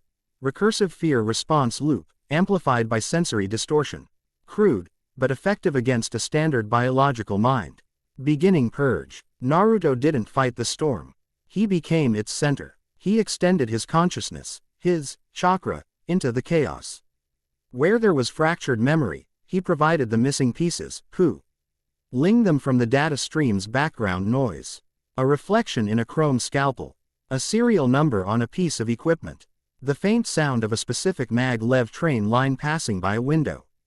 Where there was fear, he introduced order, calming the raging psychic energies. He moved through the memoryscape not as a visitor, but as its master. The malicious code, the traps laid by the editor, appeared to him as tangled, thorny vines. He didn't cut them. He simply untangled them, thread by thread, with infinite patience and processing speed, restoring the original data beneath. In the midst of this mental battle, his consciousness brushed against Judy's. She was there, a small, fiercely bright point of light at the edge of the storm, her mind linked to his through the hardware. He felt her awe, her professional curiosity. But beneath it, he felt her fierce empathy for the victim, her burning, righteous anger at the man who had done this. It was a purely emotional, intensely human signal in the cold logic of the data. And she, in turn, felt him. For a fraction of a second, the partition between their minds wavered. She was hit with a tidal wave of sensation that was not her own. A sense of immense age. Of millennia spent observing the rise and fall of civilizations. A profound, crushing loneliness, as vast and as cold as the void between stars. And a powerful, unwavering core of will. A sense of self so strong and so absolute that it was godlike. It was a glimpse into the soul of the machine, and it left her breathless. Back in the data world, Naruto had found what he was looking for. He had pieced together the fragmented memories into a coherent whole. He saw the room where the BD was recorded. A grimy, soundproof department in the megabuilding H10 block. He saw the face of the editor. A tiger claw lieutenant with distinctive snake tattoos coiling up his arms. And most importantly, he found the editor's digital signature, his unique neural pattern, embedded deep within the BD's metadata like a fingerprint on a murder weapon. It was all the proof the Mox would need. With his objective complete, Naruto withdrew his consciousness, the process as clean and as quiet as his arrival. In the workshop, he opened his eyes. The room was silent, save for the hum of Judy's console. He sat up, disconnecting the cables from behind his ears as if he'd just woken. Was staring at her main monitor. Her face pale, her eyes wide with a mixture of shock and reverence. The screen no longer showed a corrupted mess. It displayed a stable, crystal clear image of the tiger claw's face. A name printed beneath it, Kenta, the Viper, Sato, and a set of GPS coordinates. How? Judy whispered, her voice barely audible. She turned to look at him, and her expression was one of someone who had just witnessed a miracle. How did you do that? What are you? I am a specialist, Naruto replied, a faint, knowing smile on his lips. He stood up, his tall frame seeming to fill the small workshop. And I have fulfilled my part of the bargain. Judy could only nod, her mind still reeling from the contact, from the glimpse into the vast, lonely space that was his consciousness. The swagger, the cynicism, it was all gone. Replaced by a deep, consuming fascination. He wasn't just another solo. He was something else. Something ancient and new and utterly impossible. Panam, who had been watching the entire exchange with a hawk's intensity, stepped forward. She had seen the way Judy's expression had changed. She saw the new, profound respect, and something more, in the way the BD tech was now looking at Naruto. A cold, unfamiliar feeling coiled in her gut. It was a sharp, possessive pang of jealousy, an emotion she hadn't felt in years and didn't welcome now. She said nothing, but her hand instinctively went to the pistol at her hip, a gesture of territoriality she wasn't even aware she was making. So, Panam said, her voice a little too sharp, breaking the spell. Do we get our interface, or not? Judy tore her gaze away from Naruto, looking at Panam as if seeing her for the first time.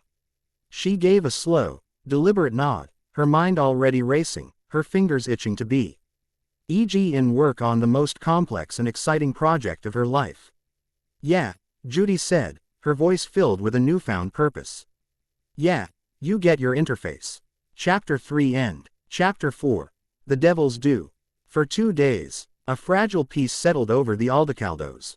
They had found a temporary haven in a derelict vehicle depot on the industrial outskirts of Arroyo, a place where the city's sprawl frayed into rust and weeds. It was a defensible position, with a perimeter of crumbling concrete walls and a single, controllable entrance. Here, under the perpetual gray sky, they did what nomads do best.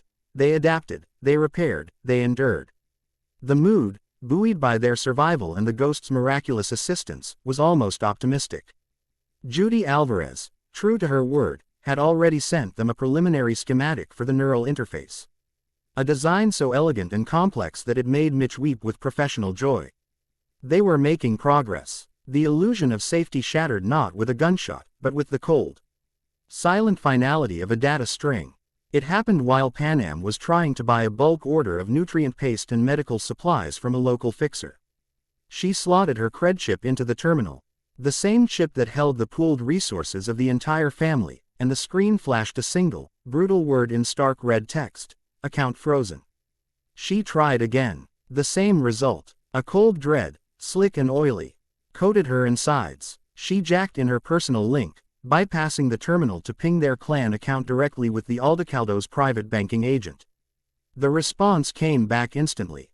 Account status: locked. Reason: pending investigation by the Corporate Provisional Authority. Flag: suspected trafficking of stolen military-grade hardware. Ref: Kong Dao Industries, file #KT-774-B1. Assets indefinitely frozen. Do not attempt further transactions. The message was a death sentence. In Night City, a cred chip wasn't just money, it was life support. Without it, they couldn't buy food, water, medicine, or fuel. They couldn't bribe officials or buy information. They were adrift, a ship with no engine and no sails, in a sea full of sharks. The corporate machine hadn't sent soldiers this time. It had sent a single line of code, and it was more devastating than a squadron of bombers. The news hit the camp like a physical blow. Panic, a luxury they couldn't afford but couldn't help, began to fester. Saul's face, already worn by grief, seemed to age another decade. He gathered the family, his voice strained as he tried to project a calm he did not feel. They know we have the Kong Dao gear, he said, his voice grim. They've tagged us. We can't sell it, can't even scrap it without tripping more alarms. We're boxed in, so we fight. Scorpion snarled, his hand resting on a massive revolver. We find the corpo bastards who did this and we make them pay. You can't shoot a bank account, you gonk. Mitch shot back, his face pale with stress. This isn't a street fight. This is corpo warfare. We're out of our league. We're cockroaches, and someone just decided to fumigate the building. Panam listened, her heart hammering against her ribs. This was her fault. She had led them to the salvage. She had brought the ghost and his troubles into their lives. She felt a furious, helpless anger building inside her. They had survived bullets and blades only to be brought down by bureaucracy. It was into this atmosphere of rising despair that the invitation arrived. It came via a machine, as cold and impersonal as the message that had crippled them. A sleek, matte black erudite AV, bearing no corporate markings but screaming Militech design from its silent engines to its tinted, armored canopy, descended from the smoggy sky. It didn't land inside the depot, but hovered 100 meters outside the gate, a silent, predatory bird of prey. Its speakers crackled to life, the voice a synthesized, gender-neutral tenor. We have a message for the unidentified. Ed Asset traveling with the Aldecaldo convoy. Designation: Uzumaki. Every head turned towards Naruto. He had been standing apart from the group, observing the rising panic with his unnerving calm. He showed no surprise at being addressed. He simply tilted his head, listening. A meeting has been requested by a party interested in your recent, freelance activities, the AV's voice continued. The party's representative is Ms. Meredith Stout, Senior Operations Manager, Militech. She proposes a discussion to resolve any and all outstanding financial and legal complications currently faced by your associates. A vehicle will be provided. You will come alone. Respond. The message hung in the air, a perfectly crafted trap laid bare. It was a threat wrapped in the language of a business proposal. I have you by the throat. Come and talk to me if you want to breathe again. Don't do it, Panam said instantly, moving to stand in front of Naruto, as if her own body could shield him from the corporate machinations. It's a trap. They'll grab you, vivisect you, and turn you into their personal killing machine. They are already attempting to do so, Naruto replied, his blue eyes fixed on the hovering AV. They are simply using leverage instead of force. It is a more sophisticated approach. I admire the efficiency. Admire it. They're blackmailing us, she hissed. Analysis. Panam Palmer's protective instincts are logical but emotionally driven. She perceives a physical threat, failing to grasp the nature of the strategic game already in progress. The opponent has made a move. Not responding is not an option. It is a forfeiture. The only logical path is to engage. They are not blackmailing us, Naruto corrected gently. They are leveraging you to get to me. I am the target. Your C counts are merely the weapon they have chosen. He looked from the AV to Saul. This is my conflict. I will not have your family suffer for it. He turned and began to walk towards the gate. Naruto. No. Panam grabbed his arm. Her grip surprisingly strong. You can't just walk in there. This is Militech. They're no better than Arasaka. They'll eat you alive. He stopped an hand on his chrome arm. He covered it with his own. His touch unexpectedly gentle. Panam. In my former life, I was familiar with conflicts that spanned generations. Wars fought not just on battlefields, but in courts, in economies, and in the whispers between spies. This is not a lion's den. It is a chessboard, and I know how to play the game. He gently removed her hand and continued towards the gate, his stride long and confident. Saul gave a grim, reluctant nod of assent. He didn't like it, but the ghost was right. This was their only move. The erudite's side door slid open with a pneumatic hiss. Naruto stepped inside without hesitation. The door slid shut, and with a silent surge of power, the AV lifted into the sky and disappeared into the gray, smoggy haze, leaving the Aldecaldos in a stunned, fearful silence. The journey was a silent, vertical ascent into another world. The AV climbed through the polluted lower atmosphere, leaving the grit and grime of the industrial districts behind. Below, the city transformed from a chaotic jumble into a sprawling, illuminated grid. They passed through layers of sky traffic, from the sputtering aerodynes of the middle class to the silent, luxurious sky limos of the elite. Finally, they emerged into the clear, crisp air of the upper atmosphere, a domain reserved for the gods of this new age. They were heading for the heart of the city, the sacred ground of Corpo Plaza. Here, the buildings were not mere structures. They were monuments to power, crystalline towers that pierced the clouds, their logos blazing like constellations. Arasaka, Kongdao, Petrochem, and their destination, the tallest and most imposing of them all, the Militech building. It was a fortress of black glass and steel, a monolithic spear aimed at the heavens, radiating an aura of absolute, unshakable authority. The AV landed on a private platform near the tower's apex. The air here was so clean it felt artificial. The door slid open to reveal two figures waiting for him. They were Militech corporate security, but a world away from the grunts one might find guarding a warehouse. They were dressed in immaculate, tailored black combat suits, their faces hidden by polarized helmets. Their movements economical and precise. They carried state-of-the-art Tikan assault rifles, held at a relaxed but ready position. "Sir," one of them said, his voice a polite, digitized baritone. "Standard procedure requires us to ask you to surrender your personal effects and weaponry." Naruto was wearing his iconic white and orange chassis. He was, in effect, a walking weapon. He simply smiled. "I'm afraid my effects are somewhat integrated." The guards exchanged a glance. "We understand, sir. In that case, we will require you to submit to a localized EMP scan and a temporary inhibitor field. A formality. Of course, Naruto said, spreading his arms in a gesture of compliance. He knew they were testing his reaction, looking for any sign of aggression or fear. He showed them none. A handheld device was passed over his body, and he felt a faint, tingling sensation as a low-power inhibitor field settled over him, designed to dampen any overt energy emissions or cybernetic weapon systems. It was like being wrapped in a blanket of static. To his own systems, it was a minor annoyance, a buzzing fly he could swat away at any moment. He allowed it. He was escorted through silent, white corridors, his footsteps echoing on the polished marble floors. The air was cool and sterile, smelling of nothing. There were no people here, only the occasional, silent cleaning drone that hummed past.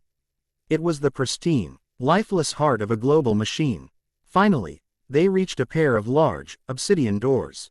One of the guards placed his palm on a scanner, and the doors slid open noiselessly, revealing the office beyond. Meredith Stout's office was less a workspace and more a throne room at the top of the world. The room was vast and minimalist. A single, large desk of black, polished stone sat in the center. There were no decorations, no personal effects, save for a small, perfectly sculpted silver hawk, the symbol of Militech, on the corner of the desk. The entire far wall was a single, panoramic sheet of armored glass, offering a breathtaking, god's-eye view of Night City. The city sprawled beneath her, a glittering carpet of lights and lives, a toy box for her to play with. And there she was, standing before the window, her back to him. Meredith Stout. She was tall and slender, dressed in a sharp, impeccably tailored corporate suit of dark gray that accentuated her severe, predatory grace. Her dark hair was pulled back in a tight, efficient bun. When she turned, her face was one of sculpted, aristocratic beauty, her features sharp and intelligent. But it was her eyes that held him. They were a cool, calculating gray, the color of a winter sky, and they missed nothing. They held the same cold, analytical light he saw in his own reflection. "Mr. Uzumaki," she said, her voice as crisp and cool as the air in the room. She did not offer him a seat. This was her domain, and she was establishing the rules of engagement. "Thank you for coming. I trust your journey was comfortable." "It was illuminating," Naruto replied, walking slowly into the center of the room, his presence filling the sterile space with a sudden, vibrant energy. He stopped a respectful distance from her desk.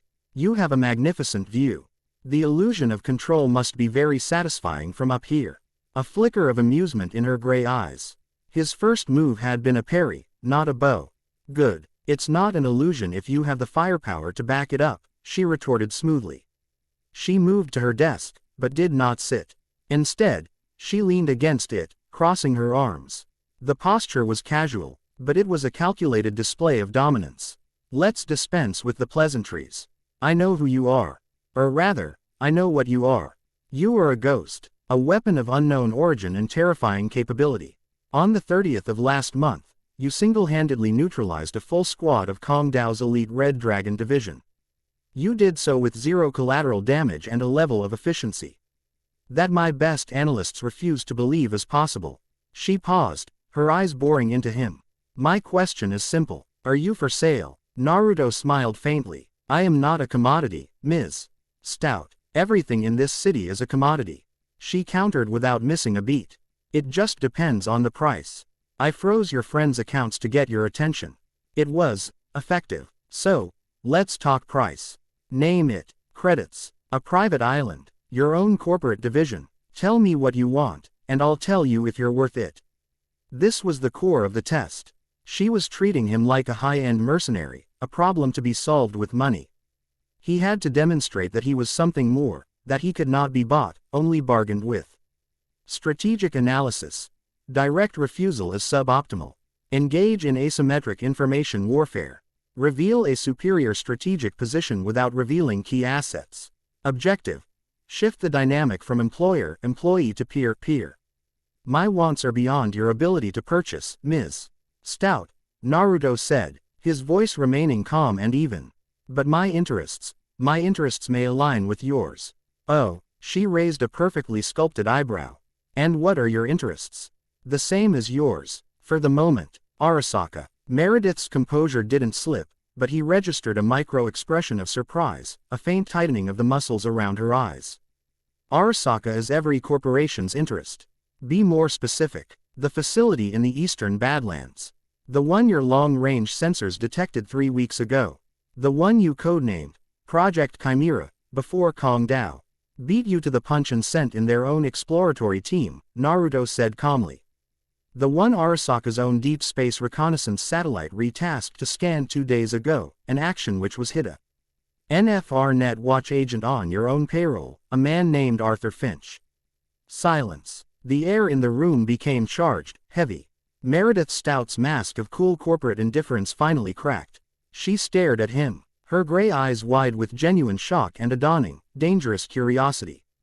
The information he had just recited was not merely classified, it was known only to a handful of people at the very top of Militech's command structure. Arthur Finch's betrayal was a closely guarded secret she had only learned about herself 12 hours ago.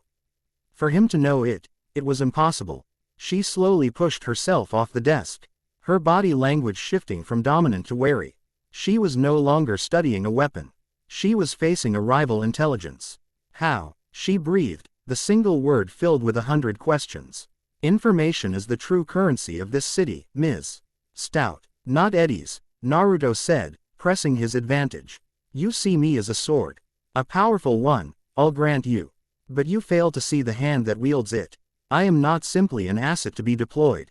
My objectives are my own. Meredith walked slowly around her desk, her eyes never leaving his face. The predator was reassessing its prey, and realizing it might be a predator too. A different kind of respect began to dawn in her expression, the respect of one master strategist for another. All right, Ghost, she said, her voice a low, thoughtful murmur. You have my full attention. Let's stop talking about employment. Let's talk about a partnership. You want the facility in the Badlands. So does Arasaka. I want Arasaka to lose. In this, our interests align. What are your terms? The game had changed. He had won. My terms are simple, Naruto said. First, you will unfreeze the Aldecaldo accounts. Immediately. They are to be granted a full corporate amnesty for any and all activities related to the Kong Dao incident. You will place a flag on their clan signature that marks them as under Militech protection. A quiet flag, but one that will warn off any other corporate predators. Done, she said without hesitation. It was a trivial price to pay. Second, you will provide me with resources. Untraceable credits. Access to your restricted hardware catalogs. A clean line of communication to you, and only you. Also acceptable. A ghost needs to be well funded. And third, Naruto said, his voice dropping slightly, you will direct all Militech assets away from the facility. My operation there is my own. You will not interfere. You will not spy. You will not attempt to claim the prize for yourself when my work is done. Your reward will be the blow dealt to Arasaka. This gave her pause. She circled him like a shark, her sharp mind weighing the variables. To give up a potential technological goldmine was a high price. But to gain a deniable, impossibly effective asset who could bleed her primary rival dry, the opportunity was priceless. You ask for a great deal of trust, she said. I have offered a great deal in return, he countered. I have already given you a traitor in your midst. A gift, a sign of my good faith. A slow, dangerous smile spread across Meredith's lips. It was the first genuine expression he had seen from her. And it was utterly predatory. The spark of attraction between them wasn't one of romance or lust. It was the exhilarating recognition of finding a worthy opponent, a potential king to her queen on the global chessboard. Very well, Mr. Uzumaki, she said. She walked to her desk and tapped a command into her terminal. The Aldecaldo accounts are now clear. The protection flag is in place. She slid a slim, black cred chip across the desk towards him. A signing bonus. 1,000,000 eddies to start. More will be available upon request. Naruto picked up the chip. It was cold and weightless. It seems we have a deal, Ms. Stout, he said. Indeed, she replied, her gray eyes gleaming with ambition. Welcome to the great game, Ghost. I have a feeling you're going to make it infinitely more interesting. As Naruto turned and left the sterile office, the obsidian doors hissing shut behind him, he felt the subtle inhibitor field around him dissolve. He was walking out of the lion's den. Not only unscathed, but with the lioness now on his leash. The board had been expanded, the players were more dangerous, and the stakes had just been raised to a level that could burn cities to the ground. And for the first time in a very long time, he felt the faint, ghost-like echo of a thrill. Chapter 4 End. Chapter 5. A Ghost in the Deep Net. The custom neural interface was a work of art. Judy Alvarez had delivered it herself 2 days after their dive into the corrupted braindance. She arrived at their new, temporary burrow in a derelict Pacifica hotel, a half-finished luxury resort project abandoned decades ago, now slowly being reclaimed by weeds and the voodoo boys, with a reverence usually reserved for holy relics. The device wasn't a standard, clunky BD wreath. It was a sleek, minimalist circlet of polished, bone-white composite, inlaid with delicate filaments of gold that shimmered with their own internal light. It looked less like a piece of hardware and more like a fallen angel's halo. "It's the best work I've ever done," she'd said, her voice a hushed mixture of pride and awe as she presented it to Naruto. Her usual cynical swagger was gone, replaced by the earnest intensity of a true believer. The brief, terrifying, and beautiful glimpse she'd had into Naruto's consciousness had fundamentally changed her. "The architecture is based on the impossible geometry I felt from you. It shouldn't work. The power throughput alone should fry any known processor. But it sings, you know. The whole thing, it's singing your song." Panam had watched the exchange with a wary eye, the unfamiliar coil of jealousy tightening in her gut. Judy didn't look at Naruto like he was a solo or an asset anymore. She looked at him like he was the answer to a question she'd been asking her whole life. It was a connection forged in a place Panam couldn't follow, a landscape of pure data and thought, and that unfamiliarity was a source of a deep, unspoken irritation. Now, in the dusty penthouse suite that served as their command center, overlooking the skeletal remains of roller coasters and the gray, churning Atlantic, Naruto held the interface. The Aldecaldos had secured the building, their vehicles forming a defensive logger in the crumbling parking garage below. For the moment, they were safe. Naruto placed the circlet on his head. It settled over his blonde hair, the white composite a stark contrast. The golden filaments pulsed with a soft light, synchronizing with his internal energy signature.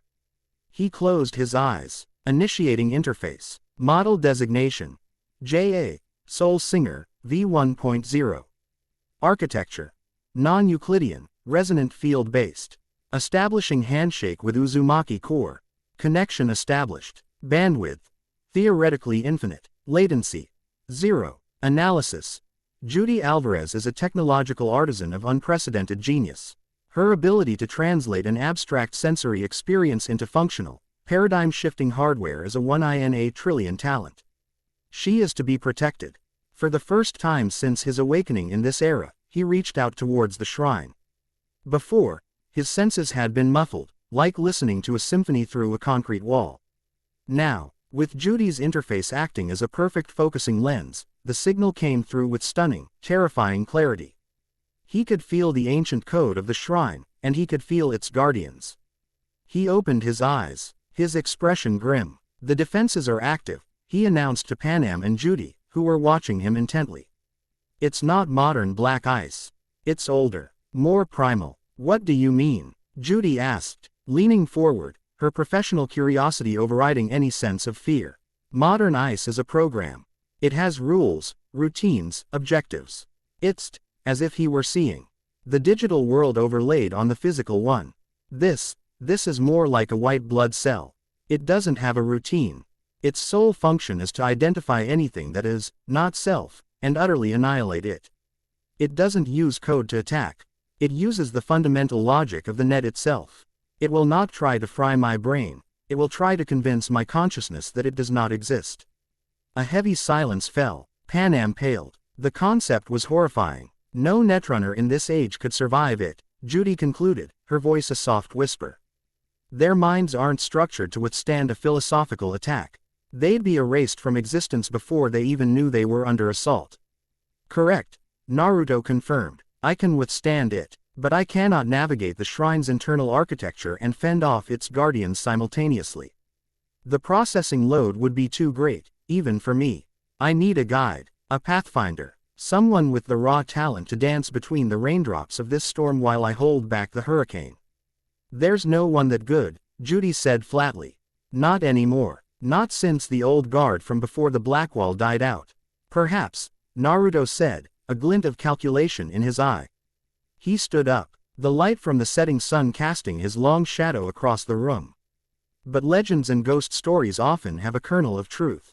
And thanks to our new benefactor, we have the resources to find out.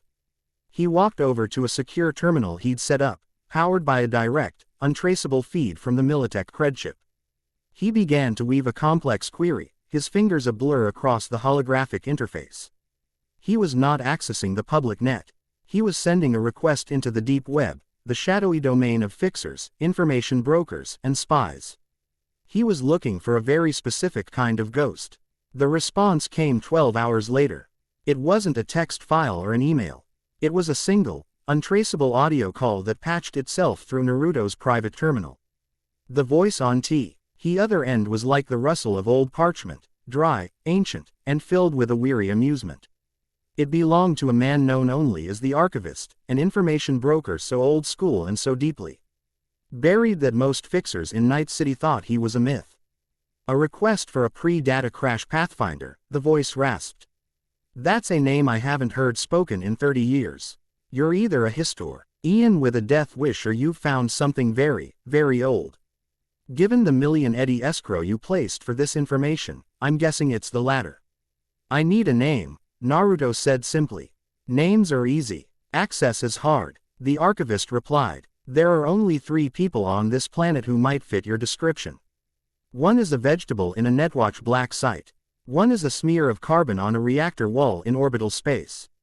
And then, there is the ghost. The archivist paused, as if for dramatic effect. They call her Lucy. No last name. A prodigy who came out of Arasaka's intensive training program. Rumor is, she was part of a team they sent a child squad through the Blackwall. She was one of the few who came back. Not all of her came back, mind you.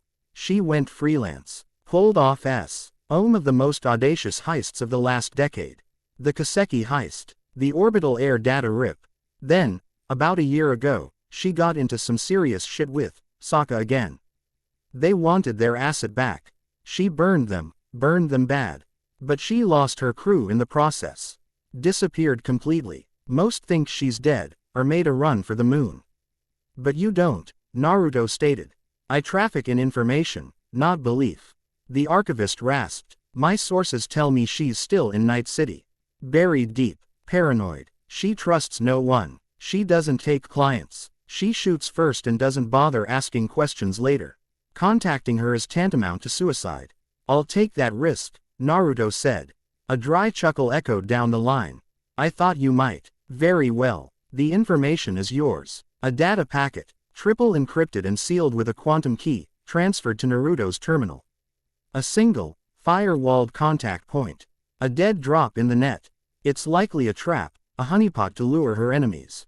Using it is like ringing a dinner bell for a shark in a pool of blood. It's been a pleasure doing business with you, Mr. Uzumaki. Try not to get your consciousness deleted. The line went dead. Naruto decrypted the file. Inside was a single, complex string of data. The contact point. He looked at Panam, whose face was a mask of worry, and at Judy, whose eyes shone with a mixture of terror and vicarious excitement. I'm going in, Naruto announced. Panam, I require you to guard my physical body. No one enters this room. Judy, I would like you to monitor the connection from a safe, isolated terminal. Do not attempt to interfere. But your analysis of her methods would be valuable. You got it, Panam said, her hand resting on her pistol, her stance wide and protective. Judy nodded, her expression serious. I'll be your eyes on the outside. Be careful, Naruto. A runner like that, she's not just skilled. She's hurt. And a wounded animal is the most dangerous kind. Naruto gave them both a reassuring smile before settling back into the BD chair, the white circlet gleaming on his head. He took a deep breath, a simulated action to calm the chassis systems, and jacked in. He sent a single, simple packet of data to the address. It contained no viruses, no tracers, no malicious code. It contained only 3 words in plain text. I need to talk. The response was not verbal. The response was war. Somewhere in a lightless, soundproofed sub-basement deep in the heart of Haywood, Lucina Cushionata felt the ping. She was submerged in her custom dive rig, a coolant-filled coffin that kept her body in stasis while her mind roamed free. An alert, a blood-red icon, flashed in her vision. An unknown entity had bypassed her outer 3 firewalls and touched the door of her private server. Not Corpo, not Netwatch. The signature was clean. Too clean. It was a soft knock, where she was used to battering rams. And that was infinitely more terrifying. Paranoia, honed by years of running in a traumatic corporate childhood, screamed at her. Her fingers, flying across a virtual console that only she could see, unleashed hell. Icebreaker Protocol. Scorpion. Deployed. Demon Swarm. Hellhound. Deployed. Malware Injection. Killer Bee. Deployed. Her defenses shot out into the net, a screeching, ravenous swarm of code designed to locate, identify, and utterly annihilate any intruder. As a blitzkrieg that had fried the brains of a dozen corporate net runners who'd gotten too close. She braced for the satisfying, silent scream of a mind being torn apart. She got nothing. It was worse than nothing. She felt her programs dissolve.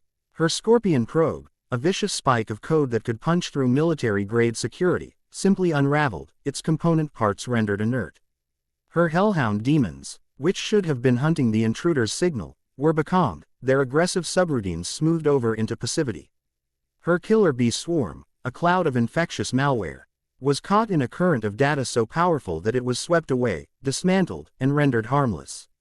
Fear, cold and sharp, pierced through her professional calm. What the fuck was this?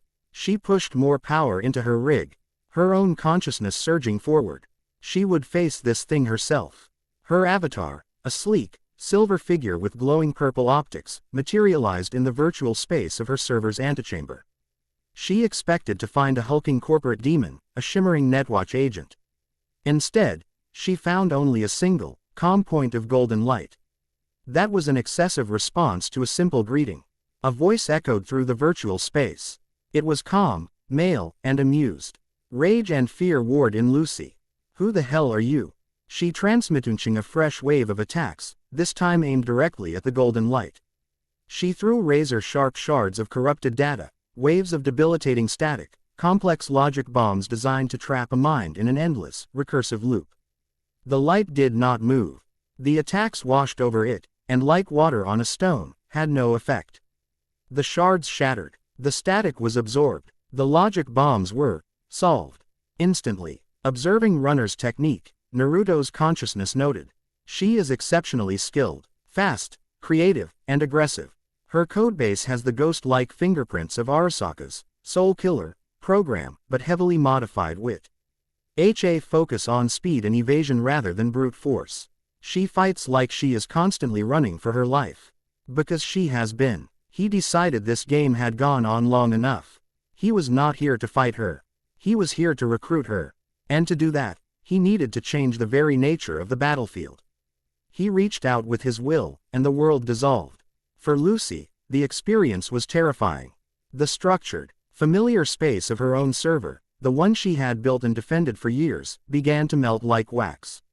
The grids, the data streams, the geometric shapes of cyberspace, it all ran together. The colors bleeding into a formless, gray void. A primal fear gripped her. She was being unmade, her digital world erased by an entity whose power was beyond her comprehension. She tried to jack out, to sever the connection. But it was too late. His will was absolute. And then, just as she felt her digital self starting to fray, a new world was born around her. The gray void was replaced by a soft, mossy ground. The air, which had no smell, was now filled with the rich, earthy scent of damp soil and ancient trees. The chaotic noise of the net was replaced by the gentle rustle of leaves and the distant call of an unknown bird.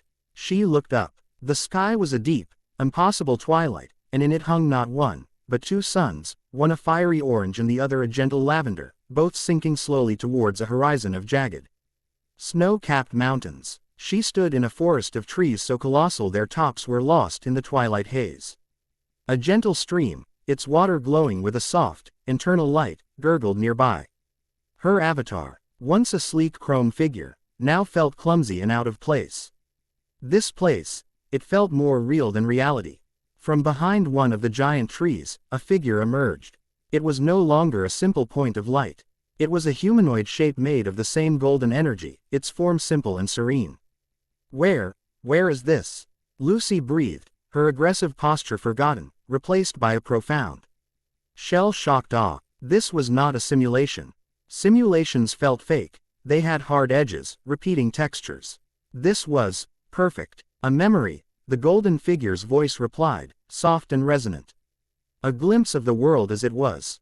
The old net. Before the data crash. Before the black wall. Before your world put up fences to keep itself safe from the infinite.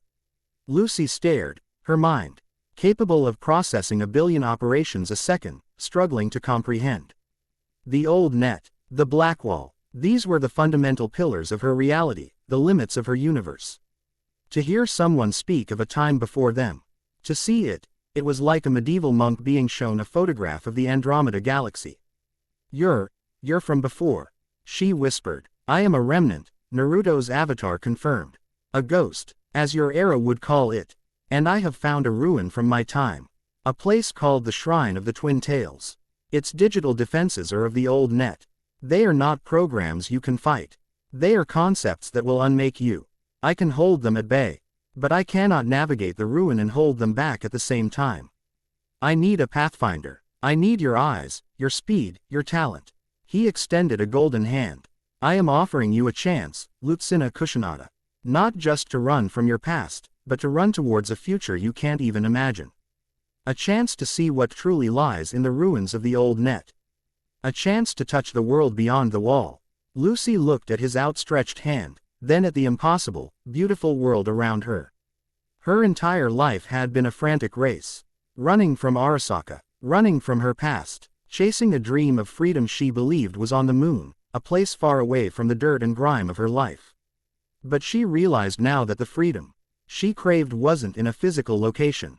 It was here. It was in the promise of this knowledge, this power. This being before her was not just a ghost, he was the key to the ultimate mystery. Her paranoia, her fear, her anger, it all burned away, replaced by a single, all-consuming, white-hot emotion, obsession. She reached out with her own hand, her silver fingers touching his golden ones. The contact sent a jolt of pure, clean information through her, a taste of the infinite. Yes, she breathed, her voice filled with a reverence she hadn't felt for anything in her life. Yes, I'll do it. Back in the Pacifica penthouse. Naruto opened his eyes. He sat up, the serene smile back on his face. Panam rushed to his side, her face etched with worry. Are you okay? You were out for almost an hour. Judy said the data flow was insane. Judy was staring at her monitor, her face pale. His opponent's vital signs. Her heart rate went up to 220, then flatlined for 3 seconds before restarting. Whatever you did in there. You scared her to death, and then, she just yielded. All her defenses just powered down. Naruto looked at them, his blue eyes calm and clear. The negotiations were successful. He paused, looking out the window towards the horizon, where the real sun of this world was setting, painting the smoggy clouds a brilliant orange. I found our pathfinder. Chapter 5 End. Chapter 6. An anthem for the afterlife. The War Council convened in the ghostly, cavernous lobby of the abandoned Pacifica Hotel. Sunlight, thick with dust motes, streamed through shattered floor-to-ceiling windows, illuminating the decay. A holographic map of the Badlands shimmered in the center of the room, a ghostly blue light projected from a device on a makeshift table. Around it gathered the architects of an impossible heist. Naruto stood, a pillar of calm amidst the tension. Panam leaned against a crumbling marble pillar, her arms crossed, her expression a mixture of fierce determination and doubt. Judy sat cross-legged on the floor, her fingers tracing invisible patterns in the air as she tweaked the holographic display. And beside the map, a new figure shimmered into existence.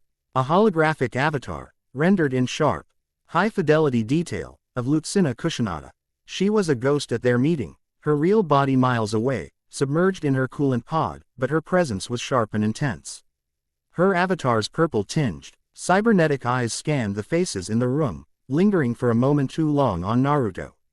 "The interface is calibrated," Judy announced, her voice echoing slightly in the vast space. "And thanks to Lucis pathfinding, we have a preliminary map of the shrine's digital architecture. We have a way in through the net. And we have a way in on the ground," Panam added, pointing to a service tunnel marked on the hologram.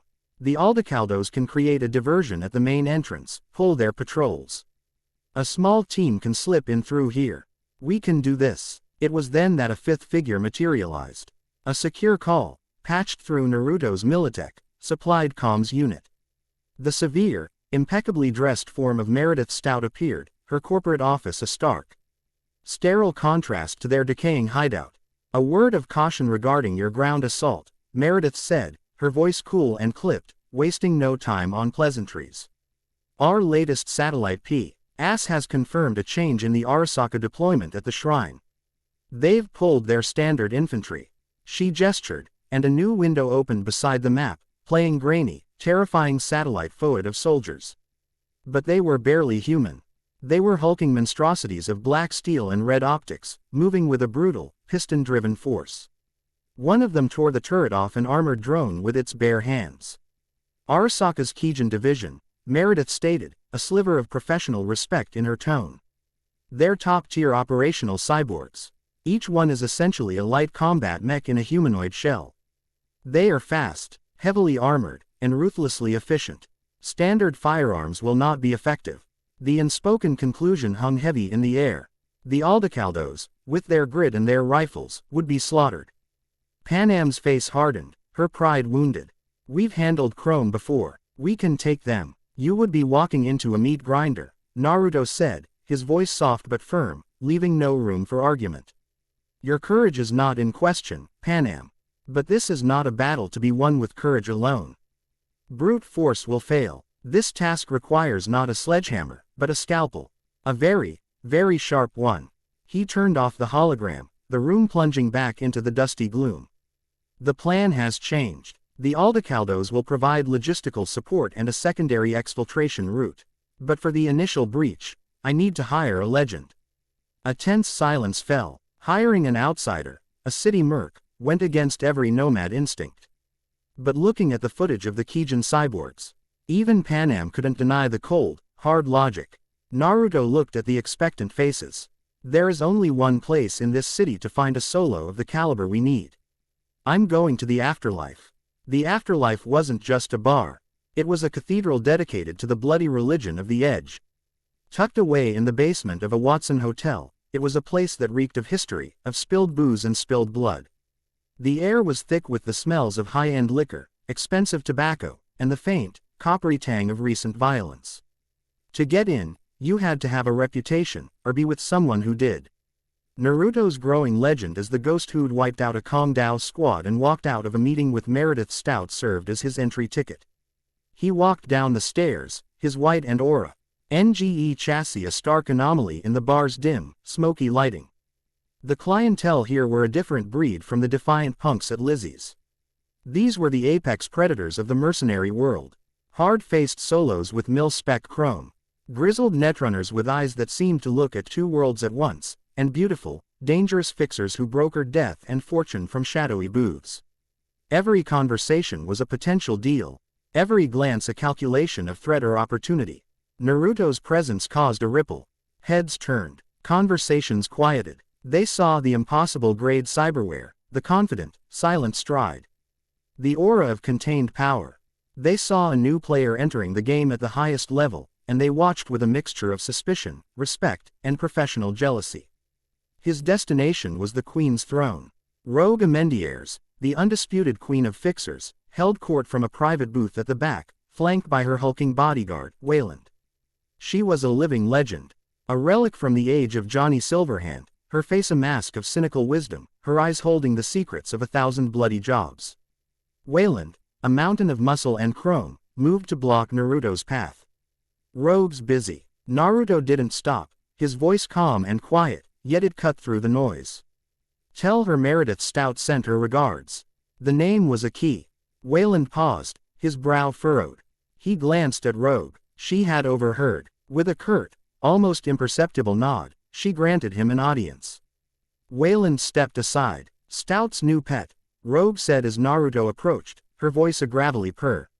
She took a long drag from a cigarette, studying him through the smoke. You've been making waves, Ghost. Big ones. Wiping out a Kong Dao squad is one thing. Making a deal with the Militech devil herself is another.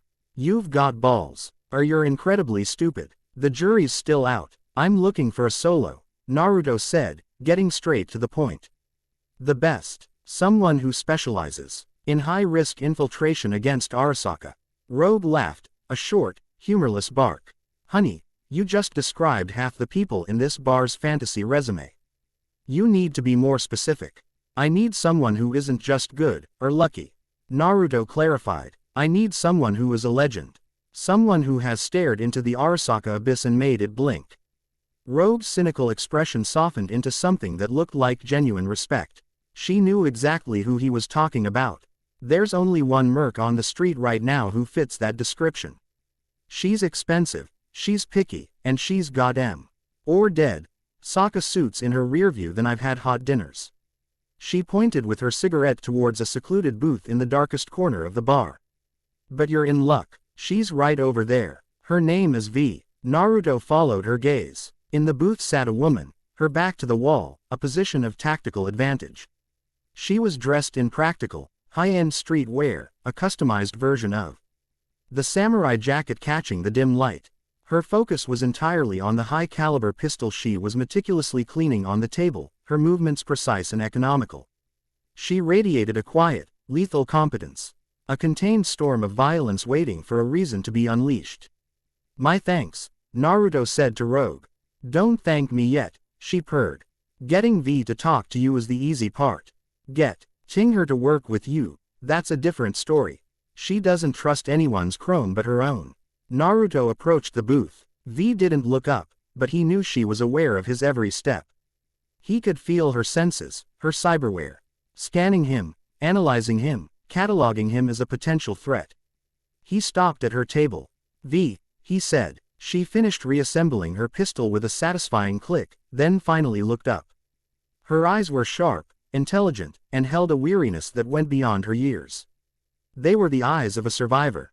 You're the ghost, she stated, her voice a low, husky contralto. It wasn't a question. You've got the whole bar spooked. What do you want? I have a job, Naruto said. Infiltration of a high-security Arasaka research site in the Badlands.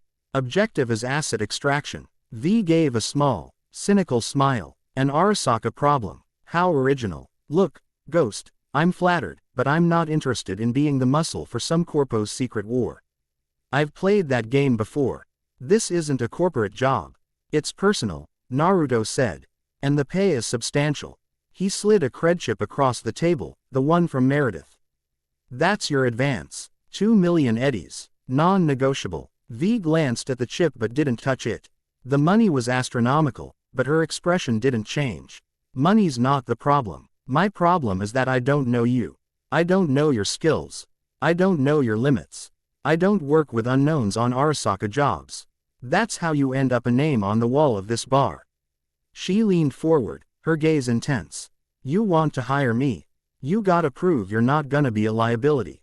You gotta prove you can dance. Name the tune, Naruto replied without hesitation. A dangerous glint appeared in V's eyes. This was the moment she had been waiting for. There's a data shard I need. A personal project. It's in a secure vault at the old Totentan's warehouse. The place is a maelstrom den. Full of cyberpsychos who'd kill you for your shoelaces. She stood up, tucking her pistol away. You help me get it. We go in, we get the shard, we get out. If you're still breathing when the music stops, and you haven't slowed me down, we can talk about your Arasaka problem. It was a suicide run offered as an audition. Acceptable, Naruto said, hemming to impress her more than any boast would have. V nodded, a small smirk playing on her lips. All right, Ghost, let's go dance with the devil. The Totentans was not a place you went to by accident. It was a multi-level industrial warehouse that Maelstrom, the most cybernetically crazed and violent of all Night City's gangs, had converted into their personal church of pain and heavy metal. The music was a physical force, a deafening wall of industrial thrash that vibrated in your bones. The air was thick with the smell of cheap drugs, spilt beer, and hot, overstressed metal. Strobe lights flashed erratically, illuminating scenes of brutal, chaotic violence as maelstrom gangers fought each other for sport. Subtlety is key. V's voice came over their private comms link, laced with heavy irony as they stood on a gantry overlooking the main floor. We go in quiet. The vault is on the 3rd level, past their main forge. Try to keep the body count low until we can't. Understood, Naruto replied, his optical sensors already mapping the entire facility, tagging hostiles, identifying security systems, and calculating patrol routes. They moved like ghosts. V was a blur of motion, her Sandevistan implant allowing her to move in short, impossibly fast bursts. She zipped between pools of shadow, her movements so quick she was little more than a flicker in the corner of an eye. Naruto's silence was of a different kind. He flowed over obstacles, his movements perfectly fluid, making absolutely no sound. He was a shadow given form. They bypassed the main floor, taking a route through the ventilation shafts. V disabled cameras with sharp, targeted bursts of quick hacking. Naruto, in turn, used his unique abilities to manipulate the environment. He found a maelstrom ganger guarding a stairwell, his face a horrifying mass of crude, crimson optics. Naruto didn't touch him. He simply sent a focused energy pulse into the man's optics, causing them to overload and display a recursive loop of psychedelic, nauseating colors. The ganger stumbled away, clutching his head, disoriented and effectively blind.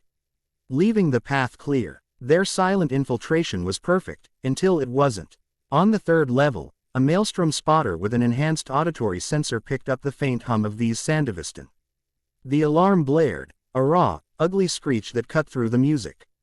The entire floor erupted. So much for the quiet approach, V quipped, a pair of shimmering blue mantis blades snapping out from her forearms. Time for the encore. What followed was not a fight. It was a symphony of violence. V was the lead instrument, a whirlwind of controlled chaos. She danced through the gangers, her mantis blades a blur, severing limbs and heads with surgical precision. She was all kinetic energy and improvisation, using walls as springboards, sliding under streams of gunfire. Our every move a testament to a life spent in the crucible of combat. Naruto was the rhythm section, the unshakable foundation upon which her chaos was built. He moved with an unnerving calm, his actions brutally efficient. While V engaged a group of 5 gangers in a dazzling display of blade work, Naruto would identify the greatest threat, a heavy gunner setting up a position, and neutralize it with a single, decisive action. He would cross the room in a silent blur, his hand striking the gunner's heavy machine gun. Not the man, the gun. There would be a low thrum of energy, and the weapon's internal mechanisms would fuse together, rendering it a useless lump of steel. The ganger would stare at his ruined weapon in confusion for the split second it took for Naruto's follow-up strike to the back of his neck to drop him. Their synergy was terrifyingly perfect. V's aggressive, all-out assault created openings, drawing fire and sowing chaos. Naruto's calm, tactical precision exploited those openings, eliminating high-value targets and controlling the battlefield. They didn't need to speak. They moved as one, 2 apex predators who understood the language of violence on a fundamental level. They fought their way to the vault, leaving a trail of broken, dismembered maelstrom gangers in their wake. The vault door was a slab of reinforced steel. V jacked in, her fingers flying across a virtual interface as she battled the vault's security. Got some heavy ice here, she grunted. Give me 30 seconds. We don't have 30 seconds, Naruto said calmly. The door at the far end of the room groaned, then burst open. Framed in the doorway was the maelstrom leader, a true cyberpsycho. He was a mountain of scarred flesh and rusted chrome, his face a nightmare of redundant optic sensors and exposed wiring. In one hand he wielded a massive, double-headed chain axe. Fresh meat for the forge. The psycho bellowed, charging at them. V cursed, pulling away from the console, her mantis blades at the ready. Okay, Ghost, let's see what you've really got. The psycho swung his axe in a devastating arc that should have cut V in half. But Naruto was already there. He didn't try to block the massive weapon. He simply placed his palm flat against the psycho's chest. Target acquired. Maelstrom Brute. Cyberware. Berserk V4. Reinforced endoskeleton. Faulty power regulator. Exploit identified. Action. Initiate resonance cascade in power regulator. Overload. A brilliant blue light pulsed from Naruto's palm. The cyberpsycho's charge faltered. The red lights of his optics flickered erratically. He looked down at his own chest, a confused gurgle escaping his vocalizer as his internal systems went into catastrophic failure. A thick, black smoke began to pour from the seams in his chrome skin. Now, Naruto said calmly. V didn't need to be told twice. Her Sandevistan kicked in, and in the space between heartbeats, she blurred forward, her mantis blades flashing. She struck the cyberpsycho a dozen times, targeting the exposed hydraulic lines and power cables that Naruto's scan had revealed to her a moment before. The Maelstrom leader shuddered, then fell to his knees with a deafening crash of metal on concrete. Completely neutralized, the vault door hissed open behind them. V, breathing heavily, retracted her blades. She looked at the fallen cyberpsycho, then at Naruto, who stood calmly. Not even out of breath. The skepticism in her eyes was completely gone, replaced by a look of profound, hard-won respect. They returned to the afterlife an hour later, the precious data shard in V's pocket. They didn't speak on the way back. They didn't need to. They sat at the same booth, the silence between them no longer tense, but comfortable. V ordered 2 drinks from Claire, the bartender. She slid one across the table to Naruto. It was a vibrant blue, with a synth cherry on top. "What is this?" Naruto asked, looking at the colorful concoction. "A David Martinez," V replied, taking a sip of her own drink. "For the up-and-coming legends." She gave him a small, genuine smile. "You're chrome to the gills, quiet as a grave, and crazy enough to walk into the Totentans for an audition. You'll do, Ghost." She leaned back, her expression all business now. "All right, I'm in. Now tell me about this Arasaka job. And this time, don't leave out a single damn detail." Naruto picked up the drink. He had no need for it, but he understood the gesture. It was an anthem, a contract sealed not in ink, but in shared violence and mutual respect. He took a sip, the synthetic sweetness a strange, foreign sensation. "It began," he said, his voice low, "with a shrine and a ghost from a world long dead." Chapter 6 End. Chapter 7. The Gravity of a Star. A storm was coming. It gathered off the coast, a bruised, purple mass of clouds that swallowed the horizon, turning the afternoon sky to a premature twilight. The air over Pacifica grew heavy, charged with ozone and the promise of a torrential, acid-laced downpour. From the shattered penthouse of the Grand Imperial Hotel, Naruto watched the first flashes of the sky apart miles out at sea. The wind moaned through the building's skeletal superstructure, a low, mournful sound that seemed to harmonize with the disquiet settling over his newly formed team. The calm before the storm. It was a familiar concept, a tactical lull before a major engagement. But this was different. The storm outside was a mirror to the one brewing within the walls of their hideout. The final pieces were in place for the assault on the shrine. Judy's interface was a masterpiece. Lucis' reconnaissance of the net had provided them with a viable path. V's combat prowess was a proven, lethal asset. Meredith's resources had smoothed their path. The Aldecaldos were ready to provide support. All the components of the machine were assembled. But the gears were beginning to grind against each other. Naruto could feel it in the subtle shifts in their interactions. A new tension, sharp and brittle, underlay every conversation. He saw it in the way Panam's gaze would harden whenever Judy got too close to him, her dialogue with the technician clipped and overly formal. He saw it in the way V kept to herself, her professional distance a silent judgment on the messy emotions of the others. He felt it in the way Lucis' holographic avatar now followed his every movement with an intensity that bordered on worship, a stark contrast to Judy's empathetic curiosity. They were a collection of brilliant, dangerous, solitary stars, and he had tingly become the gravitational center of their unstable constellation. And the orbits were beginning to decay. Analysis. Team cohesion degrading. Current efficiency rating. 72%, down from 94%. Prima. Rai cause. Interpersonnel conflicts stemming from jealousy, possessiveness, and uncertainty regarding my allegiances. Mission success is predicated on flawless synchronization. These conflicts represent a critical vulnerability. Corrective action is required. Protocol. Direct, individualized engagement to address and de-escalate each conflict at its source. He was a master of strategy, a being who could process a million tactical variables in a microsecond. But this was a different kind of battlefield, one of emotions and loyalties, where the variables were not logical, but human. It was a territory more complex and treacherous than any digital fortress or corporate war zone. He turned from the window, the first fat drops of rain beginning to streak the dirty glass, and prepared to face the storm within. He found Panam on the hotel's ruined rooftop terrace, the same place they had watched the stars what felt like a lifetime ago. The wind was stronger up here, whipping her fiery hair across her face. Tugging at the worn fabric of her jacket, she stood at the edge, looking down at the gray, churning waves of the Atlantic crashing against the shore below. She didn't turn as he approached. But he knew she was aware of him.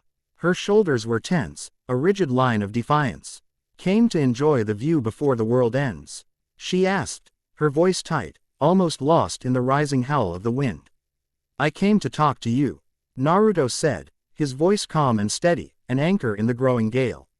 He stood beside her, giving her space, respecting the storm of emotion he knew was raging inside her. Not much to talk about, she said, her gaze fixed on the horizon. The plan's set, everyone's got their part to play. The city merc, the tech head, the net ghost, your new family. The Aldecaldos will do our part. We always do. The bitterness in her tone was a raw, open wound. The Aldecaldos are not just a part of the plan, Panam, he said softly. You were the reason for it. That made her turn. Her hazel eyes, usually so full of fire and life, were clouded with hurt and a deep, gnawing fear. Are we? It's getting hard to tell. You spend one night with us, and the next thing I know, you're cutting deals with Militech scum, mind melding with some BD freak in a basement, and hiring solos who smell like the afterlife's floor. You belong to the city now, Naruto.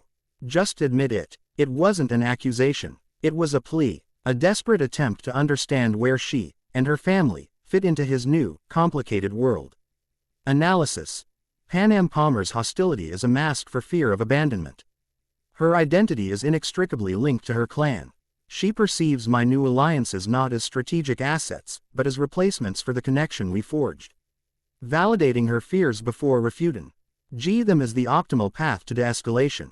I understand why you would see it that way, he began, his voice gentle. Everything I have done since leaving the Badlands has pulled me deeper into the world you despise. I made a deal with a devil in a tower. I have allied myself with people who live and breathe the net. I have embraced the city's methods. From your perspective, it must look like a betrayal.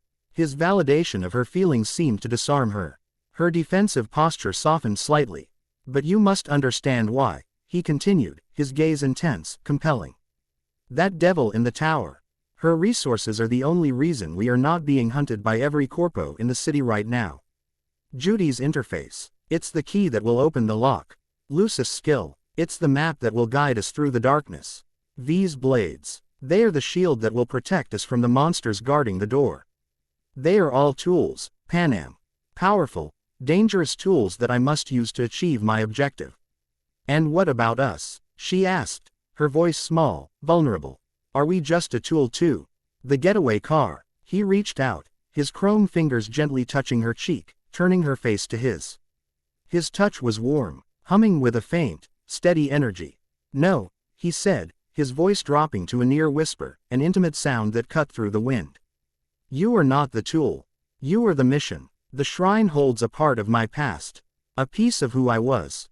But you, Panam, and the Aldecaldos, you are the first part of a future I might be able to build. You are my anchor in this world. Everything I am doing, every dirty deal and dangerous alliance, is to protect that anchor. To protect my home. Tears welled in her eyes, blurring the city lights far below. They weren't tears of sadness, but of profound, aching relief. He didn't just understand her fear, he had honored it, and then, with simple, unshakable honesty, he had laid it to rest. She leaned into his touch, a silent surrender. The rigid line of her shoulders slumped, and for the first time in days, she let her guard down completely. The storm raged around them, but in their small bubble of understanding, there was a fragile calm. Judy's workshop was a sanctuary from the storm. The basement room was insulated from the wind and rain, a quiet, warm space filled with the gentle hum of electronics and the smell of hot coffee. She had called him here. Her message cryptic, simply saying she had something to show him. When he arrived, she was nervous, her usual flippant energy replaced by a quiet, focused intensity. "Hey," she said, her voice softer than usual. "Thanks for coming. I made something. Not a tool, not a weapon. Just something for you. It's a BD. Judy, your work on the interface was more than enough," he began, but she cut him off. "No, you don't get it. This isn't a job. This is an attempt. An experiment." She gestured to the familiar BD recliner. "It's not a memory of an event. It's different. Just experience it, please." Intrigued, Naruto settled into the chair. This time, Judy didn't use the complex web of external cables. She simply placed a small, silver disc on his temple, a piece of tech derived from the interface she had built for him. It adhered to his skin with a faint magnetic pull. "Ready," she whispered. He nodded. The world dissolved, but he didn't fall into the fractured memory of a stranger or the cold, logical space of the net. He fell into a symphony. It was a braindance of pure, abstract sensation. Million data streams, not as a chaotic flood, but as a majestic, flowing river of light. He felt the deep, resonant hum of his own internal power core, translated into a sound like a cello holding a single, perfect note. He felt the vast, silent emptiness of his long existence, not as a crushing loneliness, but as a peaceful, star-dusted tranquility. Judy had somehow captured the core components of his being, his analytical mind, his ancient soul, his profound solitude, and woven them into a tapestry of light, sound, and pure emotion. And then, she introduced a new element. A single, warm thread of sensation. The smell of desert rain on hot sand. The feeling of a calloused, human hand gripping his own. The sound of a fiery, defiant laugh. Panam. Then another thread appeared. The sharp scent of ozone and coffee. The feel of a mind brushing against his in the net, filled with artistic passion and a burning curiosity. Judy herself. Then another, and another. The cold, sharp gleam of Meredith's ambition. The lightning-fast rush of V's Sandevistan. The obsessive, focused hum of Lucis' concentration. She had woven his connections into the fabric of his own being. She was showing him that the vast, lonely space inside him was not empty anymore. It was being filled. It was an act of empathy so profound, so intimate, that it transcended language. It was her way of saying, "I see you. All of you. And you are not alone." When he came out of it, the BD ending on a single, hopeful chord of light, he was silent for a long time. Judy watched him, her expression anxious, her heart pounding. He finally opened his eyes and looked at her. For the first time, she saw an emotion in his gaze that was not calm, not amusement, not analytical intelligence. It was raw and unguarded. It was wonder. "How?" he asked, his voice thick with an emotion he couldn't name. "I'm an artist," she whispered, a tear tracing a path down her cheek. "My medium is the soul. And yours is the most beautiful and tragic I have ever seen." He reached out and gently wiped the tear from her cheek with his thumb. No words were needed. In the quiet of her workshop, sheltered from the raging storm, two souls from two different worlds had found a perfect, silent understanding. The call from Meredith Stout came, as always, without warning. One moment he was in the dusty lobby, the next he was standing in her sterile, virtual boardroom, the city a glittering jewel box beneath her feet. Her expression was all business. "Naruto," she began, using his name for the first time. It was a subtle shift, a sign that she now considered him more than just an asset. "The final P. Reparations for your assault are in place. My sources confirm Arasaka has not reinforced the Kijin unit. You have your window of opportunity. Your assistance has been invaluable, Meredith," he acknowledged. "Assistance is a temporary state. I am here to propose a more permanent arrangement," she said. She gestured, and a multi-page legal document appeared on a holographic display between them. A contract. He scanned the document. His processors absorbed the entire thing in less than a second. It was a proposal to create a new, official, yet completely clandestine division within Militech. Special Projects. Division 9. Its mandate: counter-corporate espionage, asset denial, and strategic destabilization, aimed primarily at Arasaka. Its director, with an autonomous black budget and access to Militech's full arsenal of R&D and wetwork teams, would be him. It was an offer of a kingdom. A throne behind the throne, with near limitless power to shape the world. This world is a chaotic, bloody mess, Naruto. Meredith argued, her voice a low, persuasive hum. It's a game played by monsters and fools. But it is a game that can be won. You have the power to change the board itself. I have the resources to fund any move you wish to make. Together, we can stop reacting to the chaos. We can become the order. We can win. It was the ultimate temptation, an appeal not to his heart or his soul, but to his cold, strategic mind. The part of him that was an ancient, logical being saw the sense in it. The efficiency, the control. But he thought of Panam's fear, and Judy's art. He thought of the fragile, chaotic family he was building. You offer me a crown, Meredith, he said, his voice quiet but firm. But my goals are not to rule this world. They are to protect a very small, very specific part of it. He looked her directly in the eye. I cannot be your king. My loyalties are not for sale, and they are not to a corporation. He expected her to be angry, to rescind her support. But instead, a slow, dangerous smile touched her lips. She was not frustrated. She was fascinated. She had offered him the world, and he had turned it down for a handful of strays. This made him more valuable, more unpredictable, and ultimately, more interesting to her. A pity, she said, though her tone suggested otherwise. The offer stands, should you ever tire of playing with nomads and artists. For now, our arrangement continues as planned. Win your battle, Naruto. And show me what loyalty is worth on the battlefield.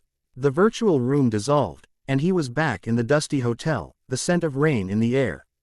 He had been offered a throne and chosen a family. The gravity of that choice was not lost on him. His final confrontation was in the net. During a final reconnaissance of the shrine with Lucy, her obsessive curiosity finally got the better of her. While they mapped the outer data fortress, he felt a subtle, almost imperceptible probe branch off from her main signal. It was delicate, masterful, like a spider spinning a single, invisible thread. It wasn't aimed at the shrine's defenses. It was aimed at him. At the deepest firewalls of his own consciousness, the ones that guarded the memories and the core code of who and what he was. He did not block it. He did not attack it. He simply froze the entire simulation. The digital world around them, a swirling vortex of green and black code. Locked into place, her silver avatar, poised in a high-speed data slide, was frozen mid-motion. His own golden avatar materialized before her, his expression unreadable. What are you doing, Lucy? His voice was not transmitted through sound, but as pure thought, a concept that filled her entire consciousness.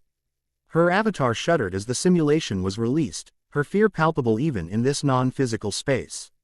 I just wanted to see. To understand. You were the greatest mystery. I had to know. Trust is the only currency we have here. Naruto's thought voice was not angry. But it was heavy with disappointment, a weight that crushed her more than any attack could have. You are my pathfinder. I have entrusted my digital life to you. And you have used that trust to try and pick the locks to my soul. He brought up a new image around them. A memory. A peaceful, sun-drenched village, with laughing children and ninja sparring in the streets. The village of Konoha. It was a place of warmth, community, and belonging. This is what you are looking for, he transmitted. This is my past. It is mine, and it is not something that can be taken, or hacked, or stolen. It can only be shared. And you will never see any more of it if you try to take it by force. Shame, a feeling Lucy hadn't experienced since she was a child in an Arasaka lab, washed over her. He had not punished her. He had shown her exactly what she stood to lose. He had rebuked her not by building a higher wall, but by showing her the beautiful garden on the other side and telling her she was no longer welcome. I'm sorry. Her transmission was a faint, broken whisper. I was wrong. I won't do it again. Please. Naruto let the image of his home fade, leaving them once again in the cold, abstract space of the net. "I believe you," he said. And with that, the lesson was over. He had tempered her obsession, not with fear, but with consequence. He logged out, the hum replacing the silence of the net. He was alone. The storm had finally broken, and rain was lashing against the windows in thick, furious sheets. He had faced down the four major forces pulling on him. Panam's heart, Judy's soul, Meredith's mind, and Lucis' curiosity. He had navigated the emotional minefield and kept his team intact, for now. But he felt the weight of it all settle on his shoulders. The gravity of being their star. It was a heavier burden than any weapon, a more complex responsibility than any mission. He was no longer just a ghost looking for his past.